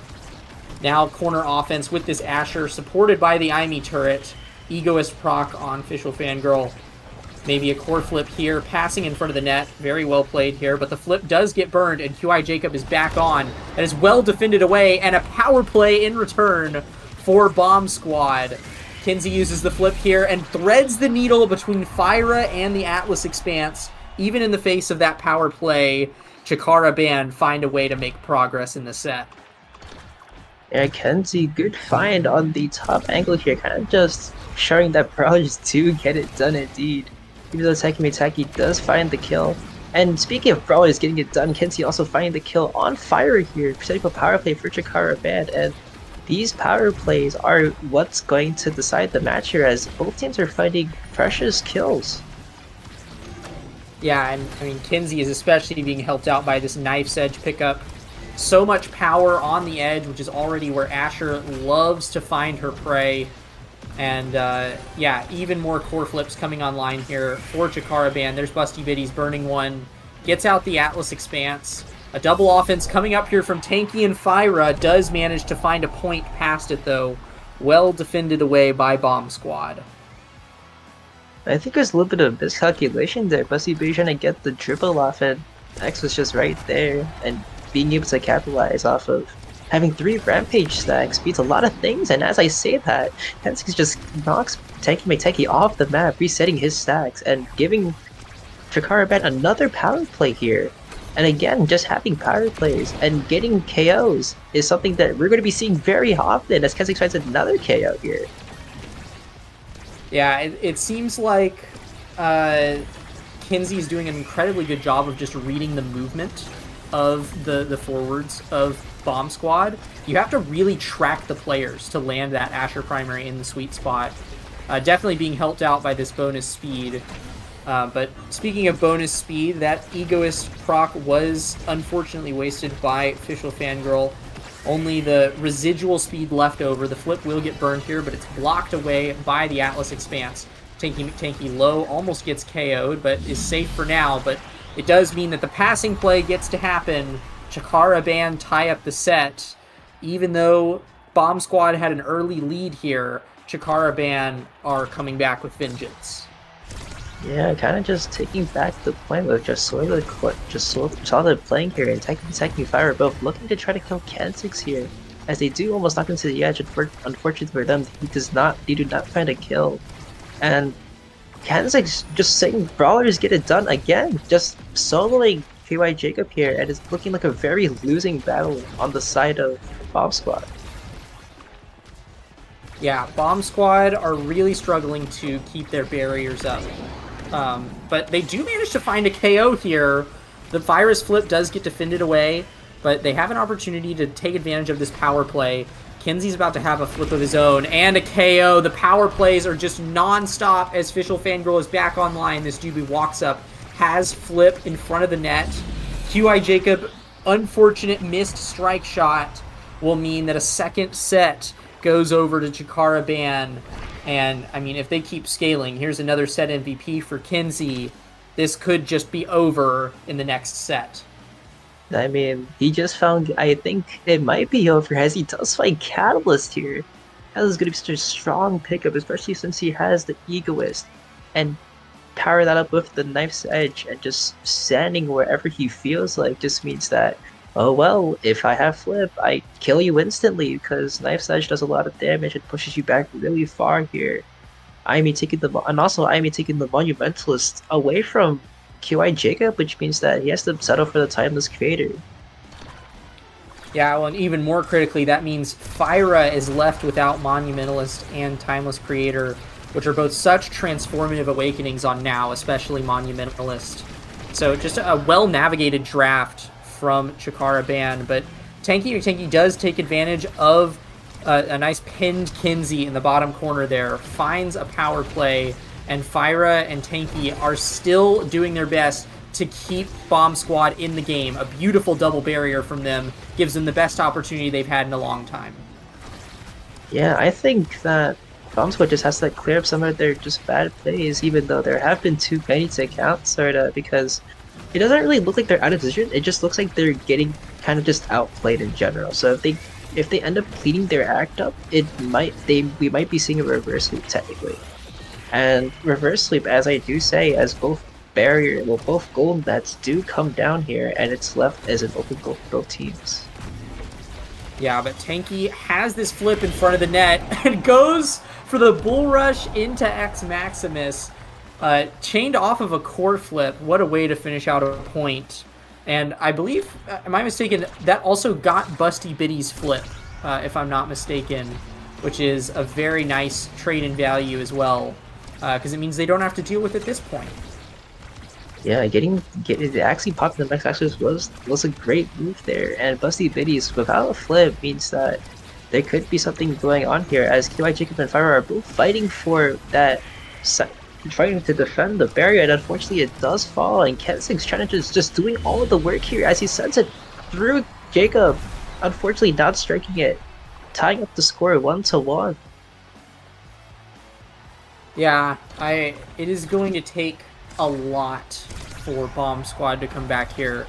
They can't let Kinsey get more KOs, they can't let more power plays fall to Jakaraban, and preferably Tanky needs to generate more of these power plays. He's been doing a really good job this set, finding some good power play opportunities. But only time will tell if he's able to keep that streak up. A scary near core flip, near barrier drop there with Kinsey in front. But Bomb Squad does a fantastic job defending it away. And the offense does grab a barrier there, but this is a triple flip situation for Chikaraban. All three members of Bomb Squad pressed up against their barrier, and Kinsey just pushes through. This is an Asher moment if I've ever seen one. Asher moment as is, because he also brings fire. It looks extremely low, not staggered yet, but still indeed very, very low. And QI Jacob first to point the flip with a great glitch pop. And Busty Biddy is also pushing out on top, using his flip too. They're also getting extremely proactive, also killing fire in the process. Yeah, another power play, and the barrier advantage up for Chikaraban. Tanky and QI Jacob do manage to defend until Fyra is back online. Tries to rush in and grab that second barrier, but this turret is so oppressive. Even though QI Jacob has defended that, it just cost a lot of cooldowns, and just a few more pushes like that, and it'll be done in. Here's the flip. Does get blocked away by the Atlas Expanse. Fantastic defense here from QI Jacob, but the core speed is just a little too much, and that'll put match point over to Jakaraban. Yeah, Kenzig's just distracting QI Jacob, and Kenzie, well, not Kenzie, but Crystal Fangirl just finding the glitch pop here. Again, she also has Deadeye, which means that the core speed will go a lot faster here, and it looks like that Bomb Squad have to pick up the momentum here as they're heading into match point. They do find one barrier, but unfortunately get the trade in return. Kenzie finding the second barrier here, and it's looking very, very grim right now as Kenzie is about to have flip too, and so is Busty Biddies. Yeah, Fyra has one flip to respond, but it's going to be a lot of work to see if that's enough. The Atlas Expanse gets stalled out. This Dubu somersaults up. A core flip onto QI Jacob in the back of the net. Power play after power play for Chikaraban, and Official Fangirl's glitch pop will close out the game. Chikaraban have qualified for the Intermediate Striker Series finale. Well played. And honestly, that was just great core control, great plays by Chikaraban, just setting up Kenzie to do all the work in solo QI Jacob. And it's just been a great job, well, not a great job, but like also the amounts of push-ups that Busty Biddies has done. Like eventually, once he has flipped, they just switch positions and let either Jacob, well, not Jacob, but Kenzie or Official just step back for a little bit while Busty Biddies does all the work as a do forward. And as we look onto the stats screen, there are a lot of been KOs, like 10 KOs on the side of Chikaraban and only 8 all found by Tanky. Yeah, I chalk a lot of that matchup to Chikara Band just being really effective with how they play around those power plays. Because, I mean, like you just pointed out, both of these teams got 8 or 9 KOs. Even though it didn't look like it, there were just as many power plays for Bomb Squad as there were for Chikara Band, looking at this stat line.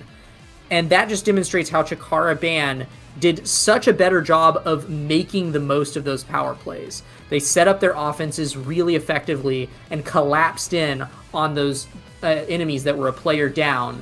And if you can really take advantage of that player advantage, you get a fantastic victory like that. Only 9 points needed to be scored to win that game. It was just incredibly well played by all 3 members of Chikara Band, and a well-deserved qualification. Yeah, I can agree with that. And Bomb Squad, we will see you guys in the losers bracket. Not to lose hope. We can still see one more spot be taken here. And yeah, that game was a great game. Good plays by both players. And I hope to see more games like this being played in our second match. Yep, won't be too long before we're there. After this quick break, we'll have even more for you.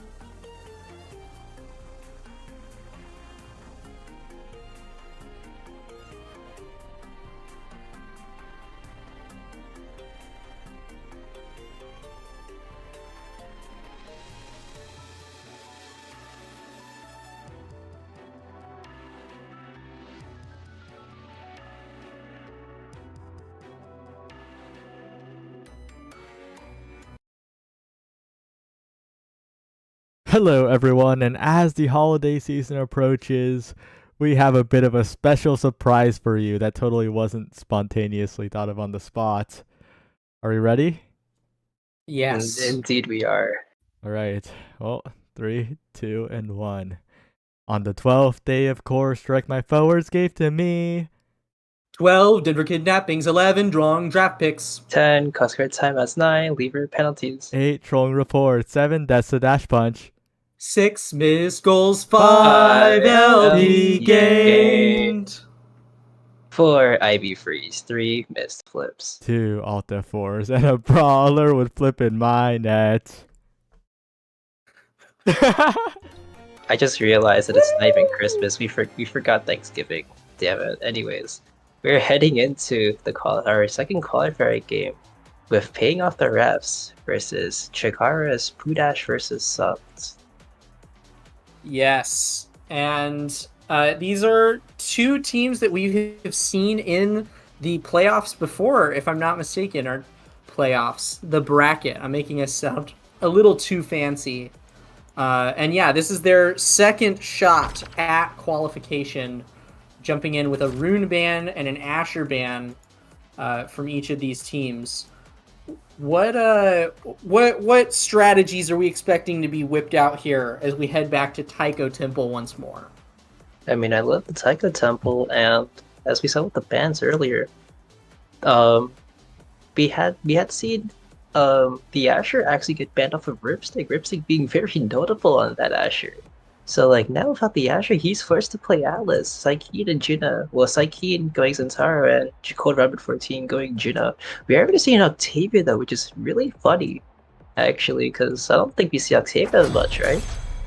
Yeah, it's definitely a rarer pick on this map because it's really easy to move the Octavia around with the Taiko drums and also move the core around so it can get away from her a little easy. So it's an unconventional pick, but we've seen people cook with it before. We'll see if Cliff is one of the chosen ones as we're jumping into this first kickoff. I do like the Juno Zentaro forward lineup for Paying Off the Rafts. It's a really strong offensive duo because Juno Slimes plus a Zentaro primary essentially equates to 3 strikes plus a Zentaro strike if you time it correctly. So it's a lot of pressure if you can get all of those abilities centered in one place, and it doesn't cost a lot of cooldowns. So really, really strong stuff. We'll see how good of an advantage Paying Off the Refs are able to make of it. But really speaking on the side of strikes, they were actually doing really well getting that first barrier for Psykeen, just getting the first barrier there. As Cliff and Wolfgang actually find a barrier on Ripstick, I just realized Wolfgang is playing Kai forward here while Cliff is being held back in the midfield. With Cliff about to have Flip and Ripstick also about to have Flip, we're going to be seeing how these two foots counteract with each other. Yeah, decent chance we'll see him traded, but actually Psykeen just calls out that core flip on the goal arc and scores our first point. Psykeen also coming away from that set with 96 stacks on stacks. Which, I mean, we didn't even talk about starting Awakenings. 3 stacks on stacks pickups for the side of Poo Dad and Sons. But Cold Ramen and Ripstick have opted instead for Rapid Fire. Also interesting is Ripstick going for Mom Boots here instead of the normal strike shot that we would expect to see on Atlas. Yeah, it's going to be a very controversial pick, but we can see how Ripstick would like it because having like speed on Atlas is pretty cool, especially when you don't really have as much abilities and you have to come back and check the core and not really use any of those cooldowns. But another thing to talk about is kind of how Psykeen and Cold Ramen both took Mag Souls here, and Cliff and Wolfgang taking the standard slick kicks. And low-key, it might be working out as they are gaining a lot of speed and momentum. And like having the Magnetized Souls allows them to bring them back and help Ripstick, who might not really be on a comfort pick right now. Yeah, I am a Mag Souls Zentaro enjoyer, as Wolfgang's Giga Blast catches a goal there. But certainly it's not a pick that we really expect to see pay off until Zentaro gets a Dash Awakening under his belt. But in the meantime, stacks on stacks can kind of help to supplement but with some additional mobility. This is 2 flips on the side of Poo Dad and Sons. They burn both of them here in an attempt to grab the barriers. This is Flow State up on this Octavia, and they do get both barriers down. Pudad and Sons at a barrier advantage in this third point. Yeah, but barrier advantage is kind of maybe a little bit worthless as Wellman does. They did have a flip. Ramen burning that flip on the defense, looking to find something. So he getting the first barrier with his Zentaro special strike as he dashes and uses his flip too. And it looks like it's about equal with Pudash and Sons in the lead with one barrier up to their name. Yeah, and lots of damage coming out here from paying off the refs as well. No KO found, though. Another Giga Blast from Wolfmang confirms the goal. But definitely the damage potential is being shown off by paying off the refs. And those KOs are particularly valuable because all three members of Pudad and Sons took those scaling stacks on stacks. So if you can reset those with a KO, it just makes the power play that much more valuable. And finding KOs might be the name of the game here, but not for Saikeen as he was looking to score as he gets both barriers here against a flip-ready Pudash.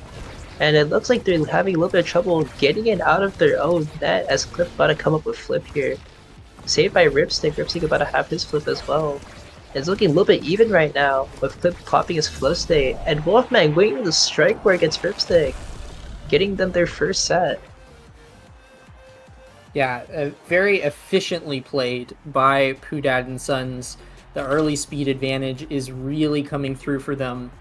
And the Octavia is third in draft here, so it does mean that Ripstick has the opportunity to deny away that cast blast, but it comes at a heavy price of also losing Twin Drive, which I'm sure is what that Octavia is eyeing as well. Goes for the perfect form instead, though. A strong denial away from Zentaro. But Catalyst is certainly nothing to snooze at. And then we have Sparks coming up for Pudash. So even more scaling towards the side of Pudad and Sons. But definitely not a lost draft for paying off the refs. I think they got a lot of strong stuff there.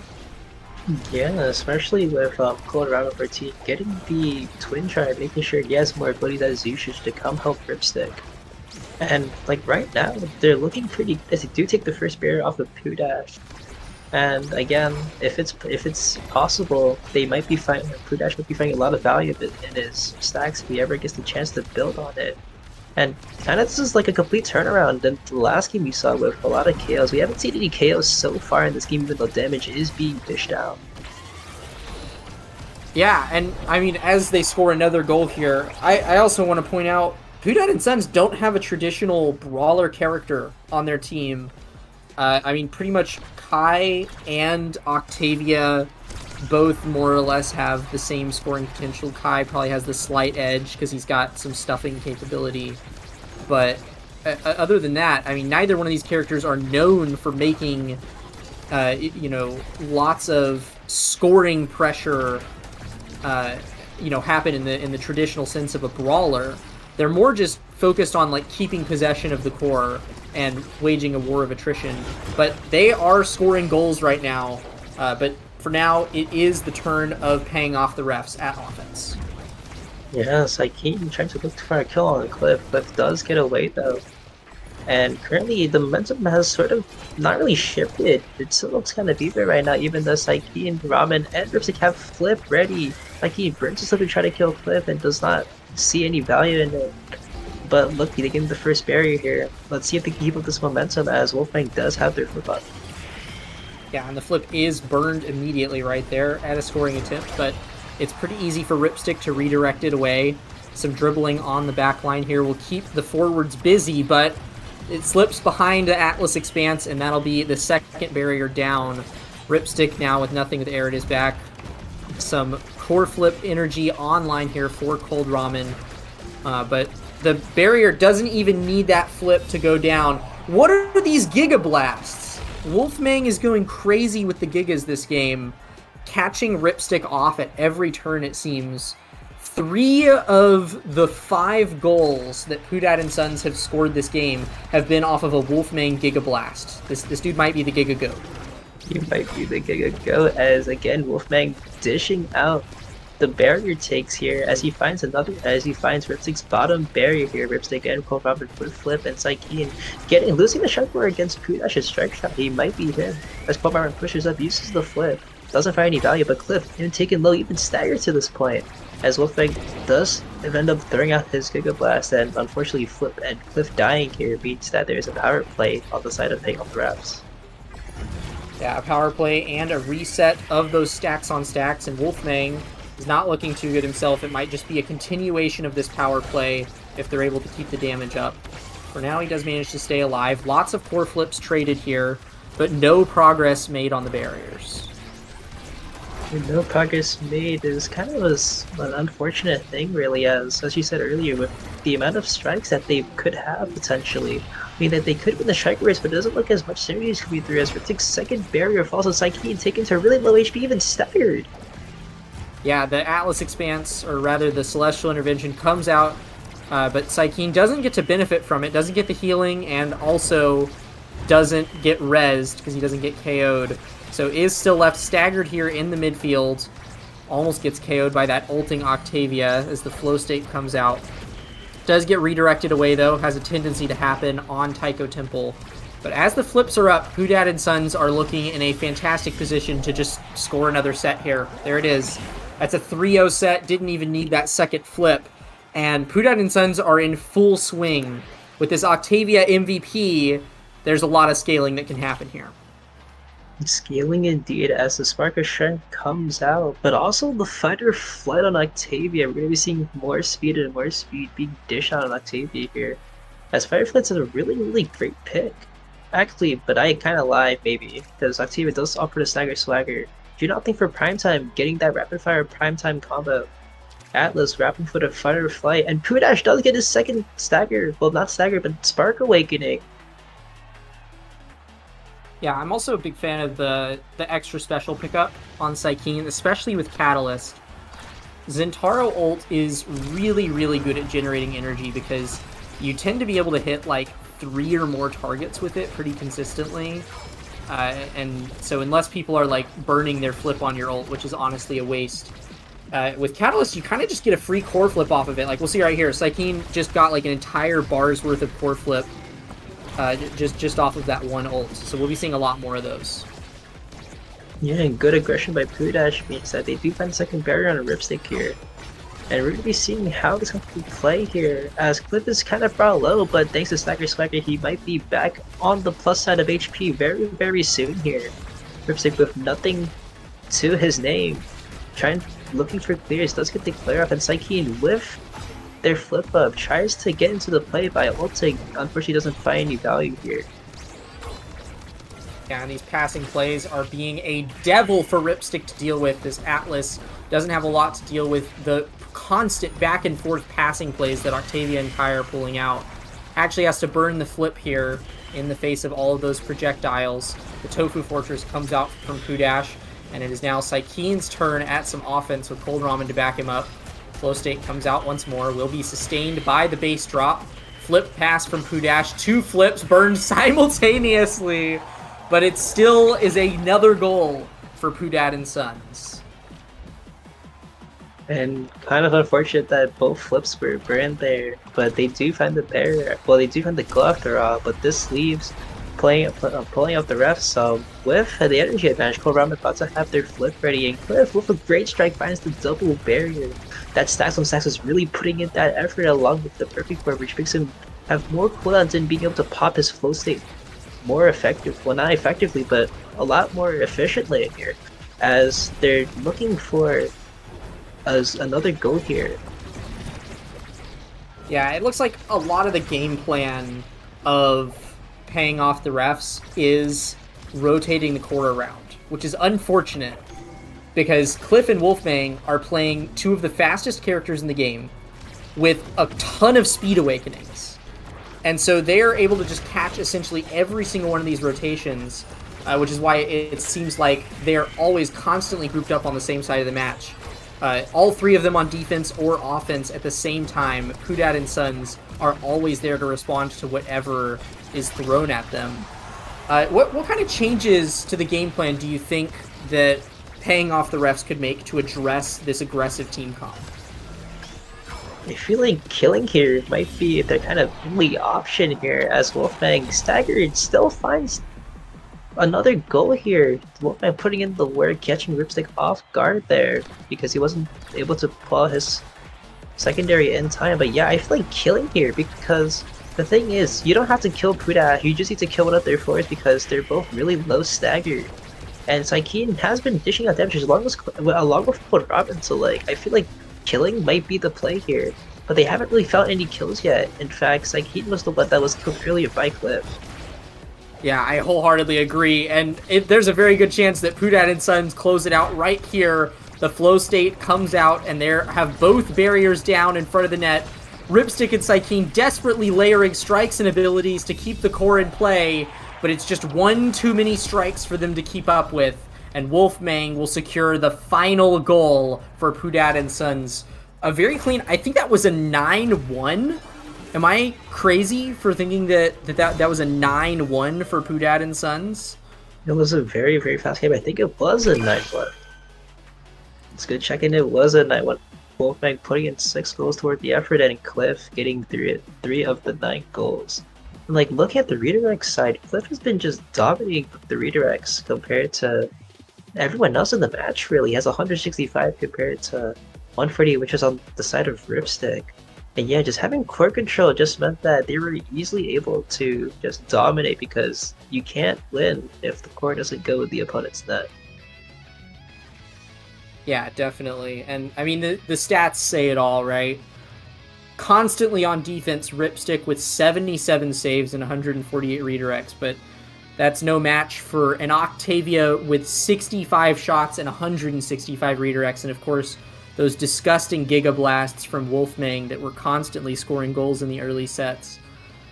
Just like an incredibly unconventional playstyle from Pudad and Sons, but incredibly well executed.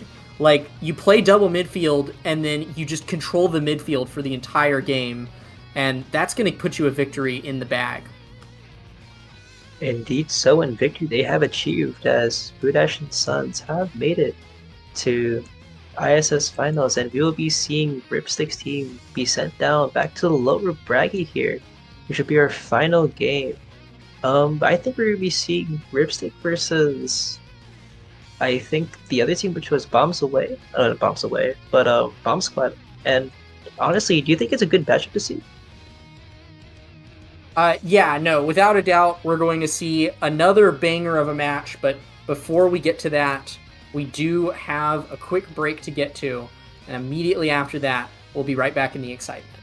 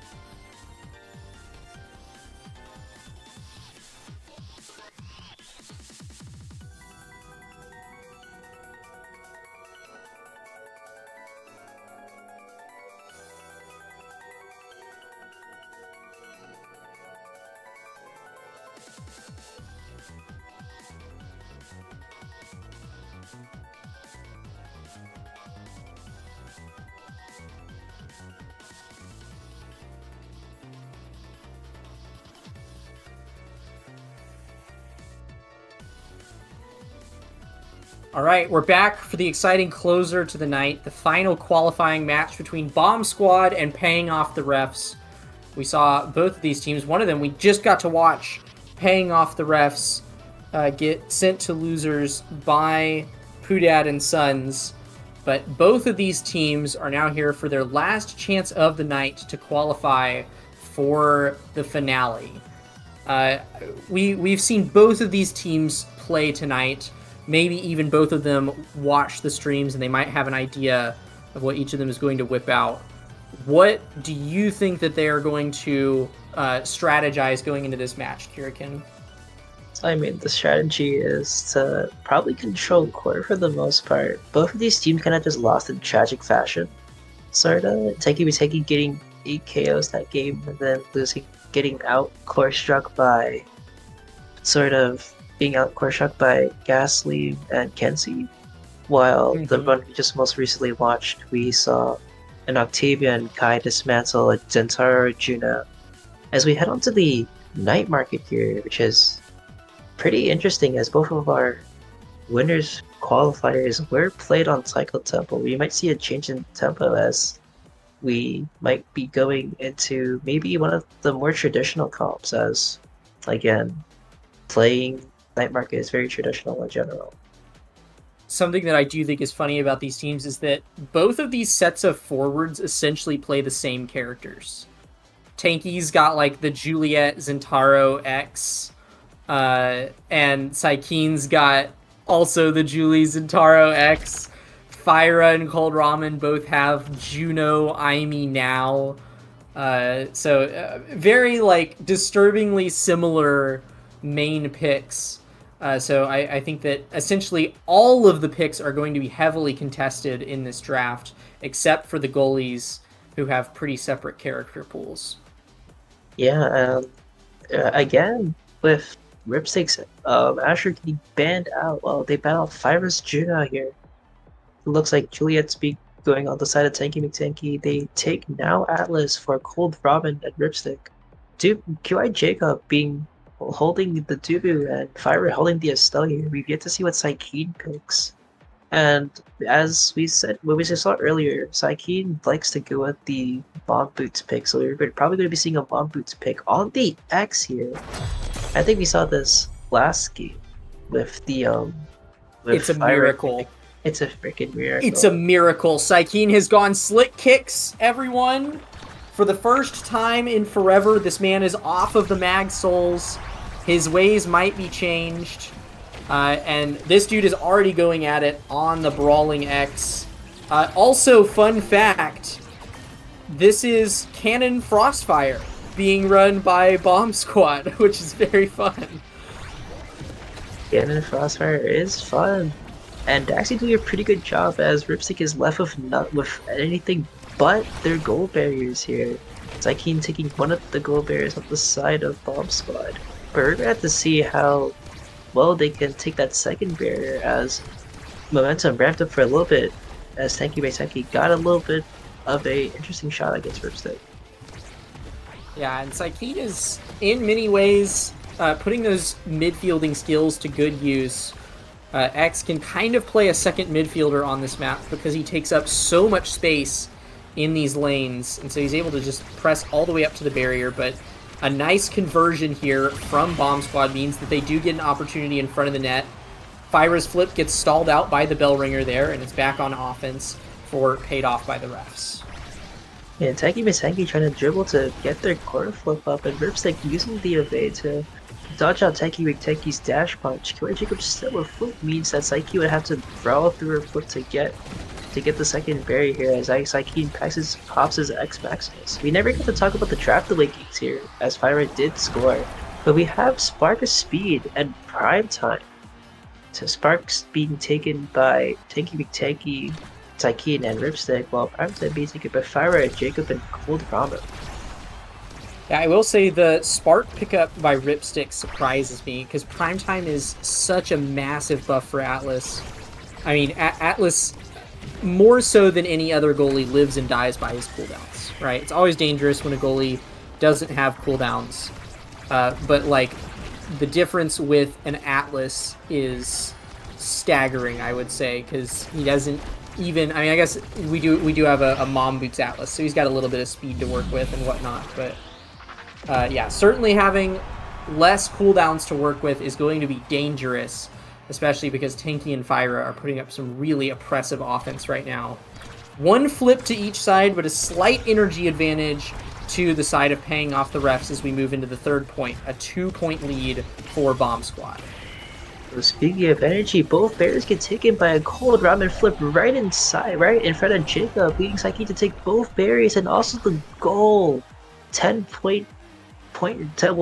second point there for the paying off the refs means that this may be a momentum swing chain.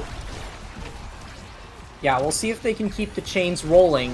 Tanky McTanky is looking awfully menacing here with this core flip. Does burn it there. Actually gets out the Atlas Expanse with a Night Market angle.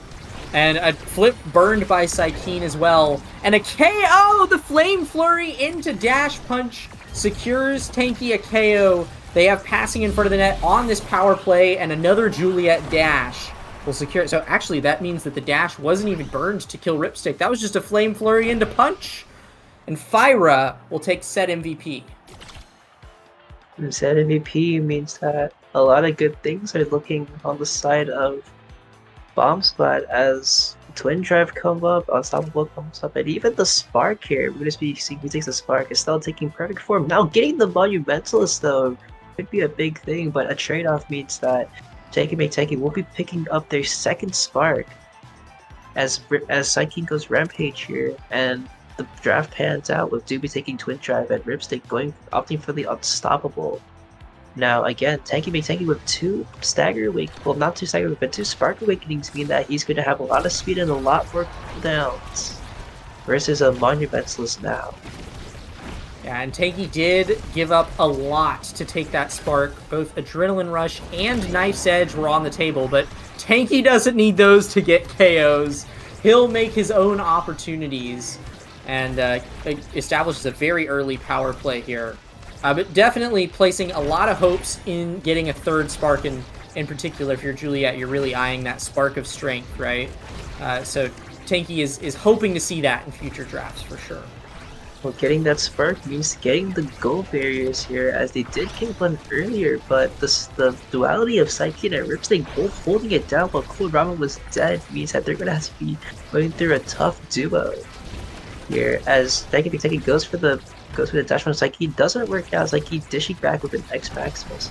And looking at the energy so far, Ripstick does have their flip up, and QI Jacob also has a flip up. Psyche coming up with a flip. Yeah, they do get a brief attempt at offense, and actually it's Cold Ramen essentially on solo offense there who grabs it. This Monumentalist now already paying dividends with how much range those abilities are now taking up. Ripstick finds a KO with the Atlas primary there, and flips are up for essentially everyone right now. Traded in front of the net for Fyra and Ripstick, passed up to Psykeen. QI Jacob will burn his here. The Sentry drone taking up a lot of space, but the dash punch will be taking more players off the map. Cold Ramen forced to heal up here. No barriers on the map. The Expanse comes out, but it is a power play for Bomb Squad for the time being. The Fire still looking a little bit low there. Unfortunately, they're back out. Stagger goes back to a 3v3. It's like he's respawning, and a great strike by Tanky. Big Tanky means that the Porter will go in past Ripstick, giving Bomb Squad another point to expand their lead. Yeah, Bomb Squad does just kind of have the CDR builds of all time. All three of them have a ton of CDR awakenings. Tanky has 2 sparks with Spark of Focus, Twin Drive Primetime on QI Jacob, and Primetime Perfect Form on Fyra. These guys just always have abilities to respond to essentially every situation, and they're getting plenty of energy here, and actually that flip will be burned to confirm the KO onto Psykeen. But it's certainly making for a very tough game for paying off the refs right now, because they're just at an ability deficit. And true that, and they also might be at a player deficit, as Kalaba almost gets kicked off the map, saved by Ripstick's ult here, meaning that he will get back to full HP. Ripstick pushing up to see if he can contain everything he does there, and honestly, we see a lot of kills by Tanky Big Tank, which means that they're kind of just sticking back to their game plan that they had last match, with just being able to kill constantly. And compared to paying off the refs earlier, for reference of just not killing it, going with port control completely. And this might be a really big dynamics we'll be seeing, because honestly, it's looking to be very good for Bomb Squad, as they have been leading so far, as Fyra does score another goal to Ripstick. Cold Ramen not opting to burn the flip to save Ripstick from this, as they go up 2-0 in points.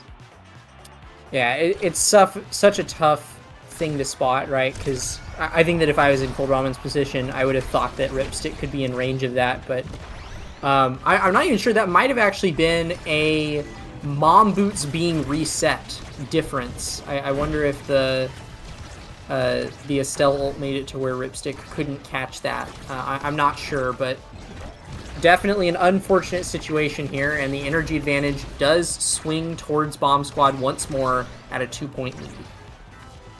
Yeah, and both barriers be taken on both teams here, as another burn flip comes out. We saw earlier with Cold Ramen burning their flip, and then Fyra burning his flip too, means that in turn, Psykeen will be able to get the second barrier here, as a missed flip means a missed opportunity. As Psykeen looks for the kill on Cold Ramen, but does burn his ult and his secondary here, as Psykeen gets the goal, dashing into QI Jacob to find their first point. And it looks like it has to be another momentum swing, and we saw earlier kind of just with Psykeen there at the helm, driving this offense forward. You just have to procure Psykeen and Rockner to get the ball forward.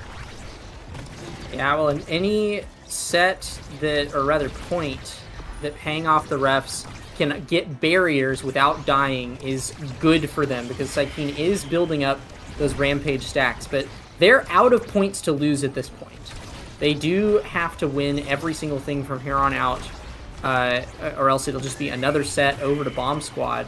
They do manage to get 2 barriers here. Psykeen with 4 Rampage stacks, but Cold Ramen looking worse for wear in the midfield. Will have to burn that lifeline. Gets hit by the Flame Flurry. A flip for damage into a punch will secure the KO, and it's Psykeen back on defense with Ripstick in the power play in the Bomb Squad's favor. The dynamic duo of Ripstick and Psykeen actually keep you alive until Cold Ramen respawns again. This duo cannot be stopped on defense, as we saw even last game with the amazing players just hold it down in general. But hold it down they must, as Fire flips right between, well, right out of Ripstick's strike, meaning that they take another set off of paying off the refs. And paying off the refs, you might be looking for some trouble here, as a third spark comes online. Yeah, 3rd spark, but Tanky is quite far back in the draft. That's sure to be denied away by Ripstick here. All sorts of other great stuff for Fire to pick up. That's Primetime Rapid Fire Perfect Form is Fire's build now. An absolutely disgusting amount of cooldown reduction. There's that spark denial right there. Some stagger swagger taken by Cold Ramen. Considering that a surprising amount of damage has been coming out from Bomb Squad, I actually don't think that that's a bad pickup. And likewise, I think Big Fish is a good pickup from Psykeen, but you kind of can't beat what Bomb Squad came away from that draft with. They, at this point, already have Exodia's online and, more in the chamber, as there's still one more spark that Tanky could potentially get. So there's just so much potential for Bomb Squad here, and I think that at this point, the best that paying off the refs can do is, well, pay off the refs and hope that we take their bribe. Yeah, and even they might not even need the 3rd spark, as they could come up with this point here, as Tanky McTanky unfortunately misses his dash punch on Cold Ramen, because that they're still up in players, and with the barrier gone on QI Jacob's side, means that QI Jacob has to defend. Misses the strike, unfortunately. Psykeen finds a good angle and sets to the top side. Yeah, that is one of the most dominant offensive performances we've seen paying off the refs put up throughout this game. Finally seemed like they found their stride for a second there. But the key here is how many times they can replicate that this set. They're a point up here, and they're not at any sort of disadvantage yet. And a beautiful night market angle there from Psykeen off of that flip will get a barrier. But Psykeen is looking worse for wear without evade now, and without a whole lot of stagger to his name. These healers are going to have to keep him alive. The Bull Rush goes in. No KO onto Psykeen. Staying safe here. Another lifeline comes out, and a beautiful pass from Cold Ramen's flip. This is the miracle that paying off the refs was looking for. Getting 2 incredibly quick goals before the power plays can set in. Building up those Rampage stacks for Psykeen, even though he's only at 2. We're also only 2 points into this set. He has a lot more left that he could scale, and they might be able to turn this into a reverse sweep. Yeah, 2 turning to 3 as Psykeen find another barrier, and QI Jacob Ripstick pushing a little bit up, trying to equalize the amount of damage they've been receiving by putting up more core control, as Ripstick does hit his flip online. Techie trying to find something, and honestly, it's been looking pretty good on the side of paying off the refs here, as they've been making a lot of core control. As we saw from the draft, Psykeen does have Big Fish too, which means that he is probably really gigantic in terms of compared to every other player here. And again, with just the stacks they have, well, not even stacks, but stacks are very important. I think Techie might have to try to go fish for another kill here, as QI Jacob is back with no barrier to his name. Yeah, no barrier, but plenty of cooldowns. It's going to take a lot to get through this Dubu, but Psykeen is getting creative with these angles to work around the effective range of the Dubu abilities. But wow, Tanky! A dash punch into flip, grabs the KO, and then finds that cheeky angle off the top corner to score the goal. It's going to take more than some flashy bell ringer dribbles for paying off the refs to make it happen. But if they can make one of those magical points happen like they did at the start of this set, they're certainly not out of it yet. Yeah, Magical must be as Fire burns their flip, meaning that QI Jacob has a little bit of relentlessness here. as he again found with double barriers compared to Ripstick's 2. And magical plays come again as Sykeem gets the kill on a stun by Cold Ramen means that Fire is able to strike, paying off the rest of their first set and possibly a reverse sweep. Yeah, perfect capitalization by the whole team there. Beautiful power play found by Sykeem, and then the stun secured by the Now primary. And speaking of Now, this is already a Monumentalist Now, but I'm eyeing this Timeless Creator here, as well as potentially Hotshot. Yeah, I actually really like the Hotshot pickup with the Estelle lurking right behind. Speaking of Estelle, she's going to make sure that X does not get any more built size with that built different deny. X likewise will pick up the 1-2, kind of a pick deny from the Juliet. More core speed from the team player onto Dubu. And Atlas is sad to come away with Timeless. That's more or less how I would have written that draft out on paper. It was just a matter of whether Cold Ramen wanted the cooldown reduction and the denial with that hot shot, or whether they wanted more creation power with the Timeless. But well navigated by both teams, I think. And Tanky McTanky picking up the pace that he was kind of lacking last set, finding a KO very early on Cold Ramen. Last set he didn't really find enough KOs and didn't really, I wouldn't say missed a few, but he just wasn't able to find it. It wasn't in very position to get there. But Tanky McTanky actually getting one kill, but on the side of HP, he might be looking a little bit low here. So is Cold Ramen though. Yeah, an unfortunate Now secondary there does grab the own barrier for paying off the refs, but luckily Ripstick has a flip in store here, and his teammates are doing a good job keeping this offensive pressure up. X, taking up a lot of room in the midfield, is able to fully contest Fyra now. Some really impressive midfield play here from Sykeem. Does find the barrier as well, stunning QI Jacob off the core, but QI Jacob is close to a flip of his own here. Has plenty of abilities to respond, and as we enter a neutral state, it's anybody's point. Anybody's point is a Night Market angle, gives it back to Cold Ramen, and he sends it right between Fire and QI Jacob. Unfortunate Night Market angle means that thing does happen, and these might be the miracle plays that Paying Off the Refs might need to get them back into this game here, as they are starting to pick up the momentum yet again. Yeah, I might have cast or cursed the neutral state there, but that does mean another point to the name of Paying Off the Refs, another step on their staircase towards a reverse sweep. Tanky with a flip here in front of the net. Ripstick does manage to pass it down to Sykeem before that's a super large threat though, and a bit of offensive pressure here for Paying Off the Refs. Cold Ramen holding strong in the midfield, making sure Fyra does not make any progress here, but eventually it does get cleared to Tanky. Plenty of Atlas cooldowns to deal with that Juliet though, so no progress found quite yet. The flip is burned there, the piercing shot goes wide, and both barriers are still up for these teams. Yeah, and Sykeem having to burn another, well, Tanky makes, well, not even Sykeem, but not even Sykeem, I'm losing my words here, kind of sorry. But Tanky McTanky trying to find something will burn the flip here, and is brought really low. Sykeem kind of looking for a kill here, but Cold Ramen also looking really low, as this point is turning to chaos as overtime means that Core will go faster, and Cold Ramen with the hot shot means that now will be setting Core at max speed. Yeah, luckily, oh, there we go. Unfortunate. Tanky does manage to find the dash punch before Cold Ramen can regen. They do have that Stagger Swagger available to them, but if you can keep a Stagger Swaggered person from getting that regen, you can still KO them.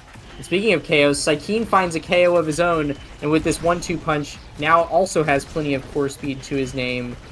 So a beautifully coordinated offense there means that another 2-point lead goes to Paying Off the Refs. Even in the face of the disgusting builds that Bomb Squad have managed to acquire, Paying Off the Refs have made quite the menacing builds of their own, and those powers are really starting to show through in this set. Yeah, and even though Tanky did get KO'd there, he still has 2 stacks over his name, which means that power will still be dished out. But honestly, I think Paying Off the Refs has actually found the rhythm here, because Sykeem is actually looking for kills now, which are going to be needed as he gets enough size to take the second barrier. Also staggers Tanky, and he's gone off the map. Fire also brought to under half HP here, and Sykeem trying to procure it to Ramen with an interesting Dorito. Keeps it away from Jacob, and Cold Ramen finds another kill making it a greater power play even as Tenki Miteki comes back online. Yeah, Saikeen rocking almost 75% size by the end of that set. And you put that much size on a 1-2 punch X, and he is sure to rock your world. A well-deserved set MVP. If I'm this X, there's a couple things that Saikeen can do here. Either you grab the Spark of Resilience. He's got 2 sparks here, which I think he has to do to deny the 3rd spark away from Tenki.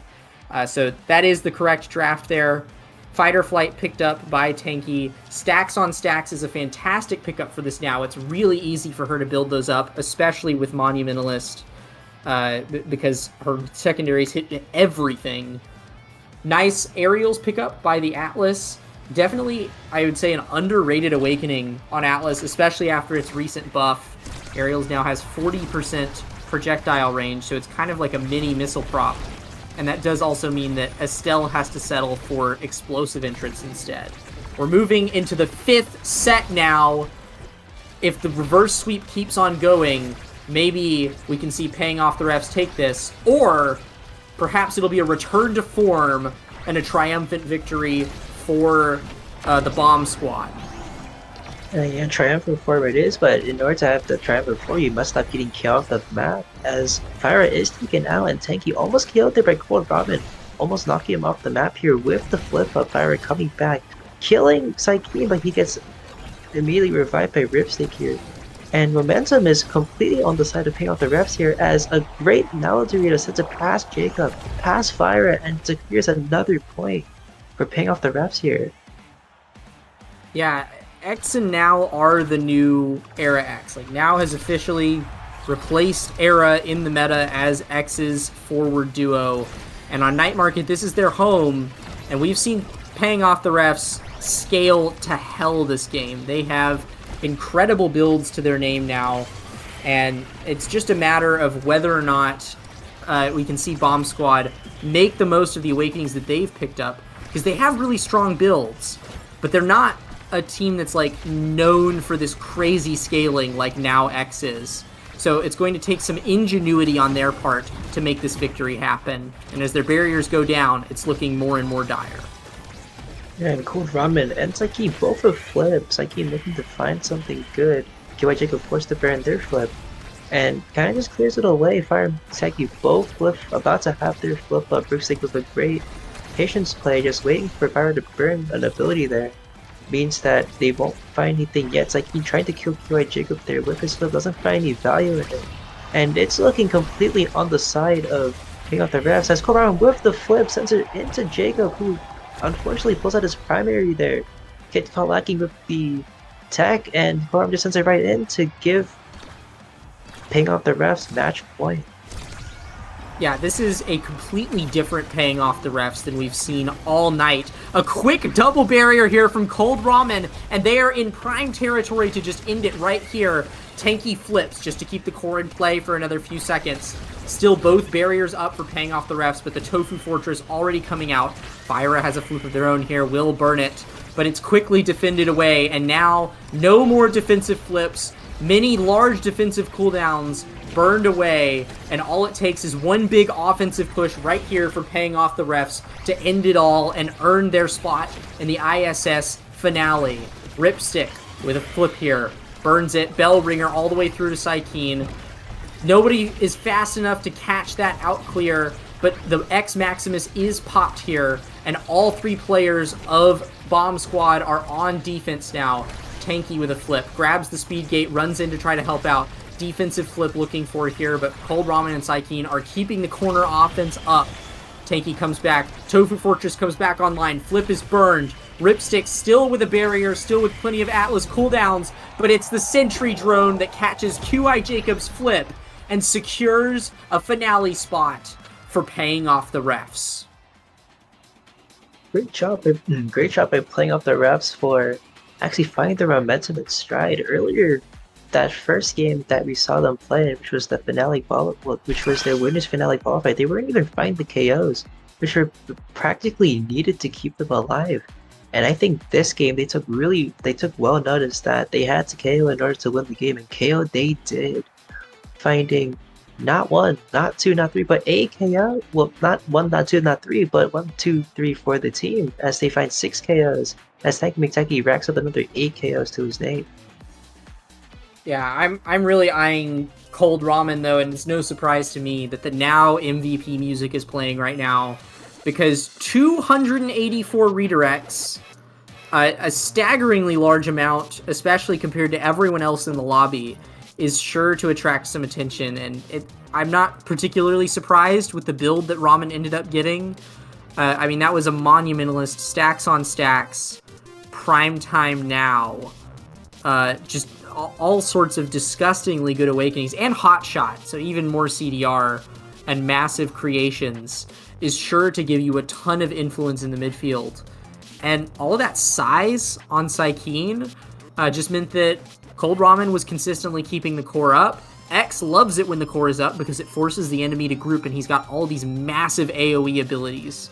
And so Saikeen was able to just really punish Bomb Squad for having to be back on defense constantly. And that is sure to earn you a victory. Incredibly well executed now X by paid off by the refs. Not paid off by the refs, although honestly I'm considering paying them off after playing such a good game. They're playing such a good game there. The Awakening's kind of just turning in their favor, and honestly, being able to turn the game around by getting by kind of just finding the correct momentum to shift it onto their side. Even though Tanky did get more KOs than their entire team, Saikeen, Kovarb, and Rips, they kind of just found their stride and kind of just picked up the momentum and won the game, basically. So good job to paying off the refs for qualifying this week. And for Bomb Squad, we have, I think, 1 more week left to qualify, so we'll be seeing you guys next week. And thank you all guys for coming out to watch ISS week 3 here. And honestly, it's been a great ride. It's been a great ride, and we'll be here to close out our regular season next week before we queue up, or not next week, 2 weeks from now, taking a quick break next week. 2 weeks from now, we closing out our weeklies and then queuing up for finals. And we'll see y'all then.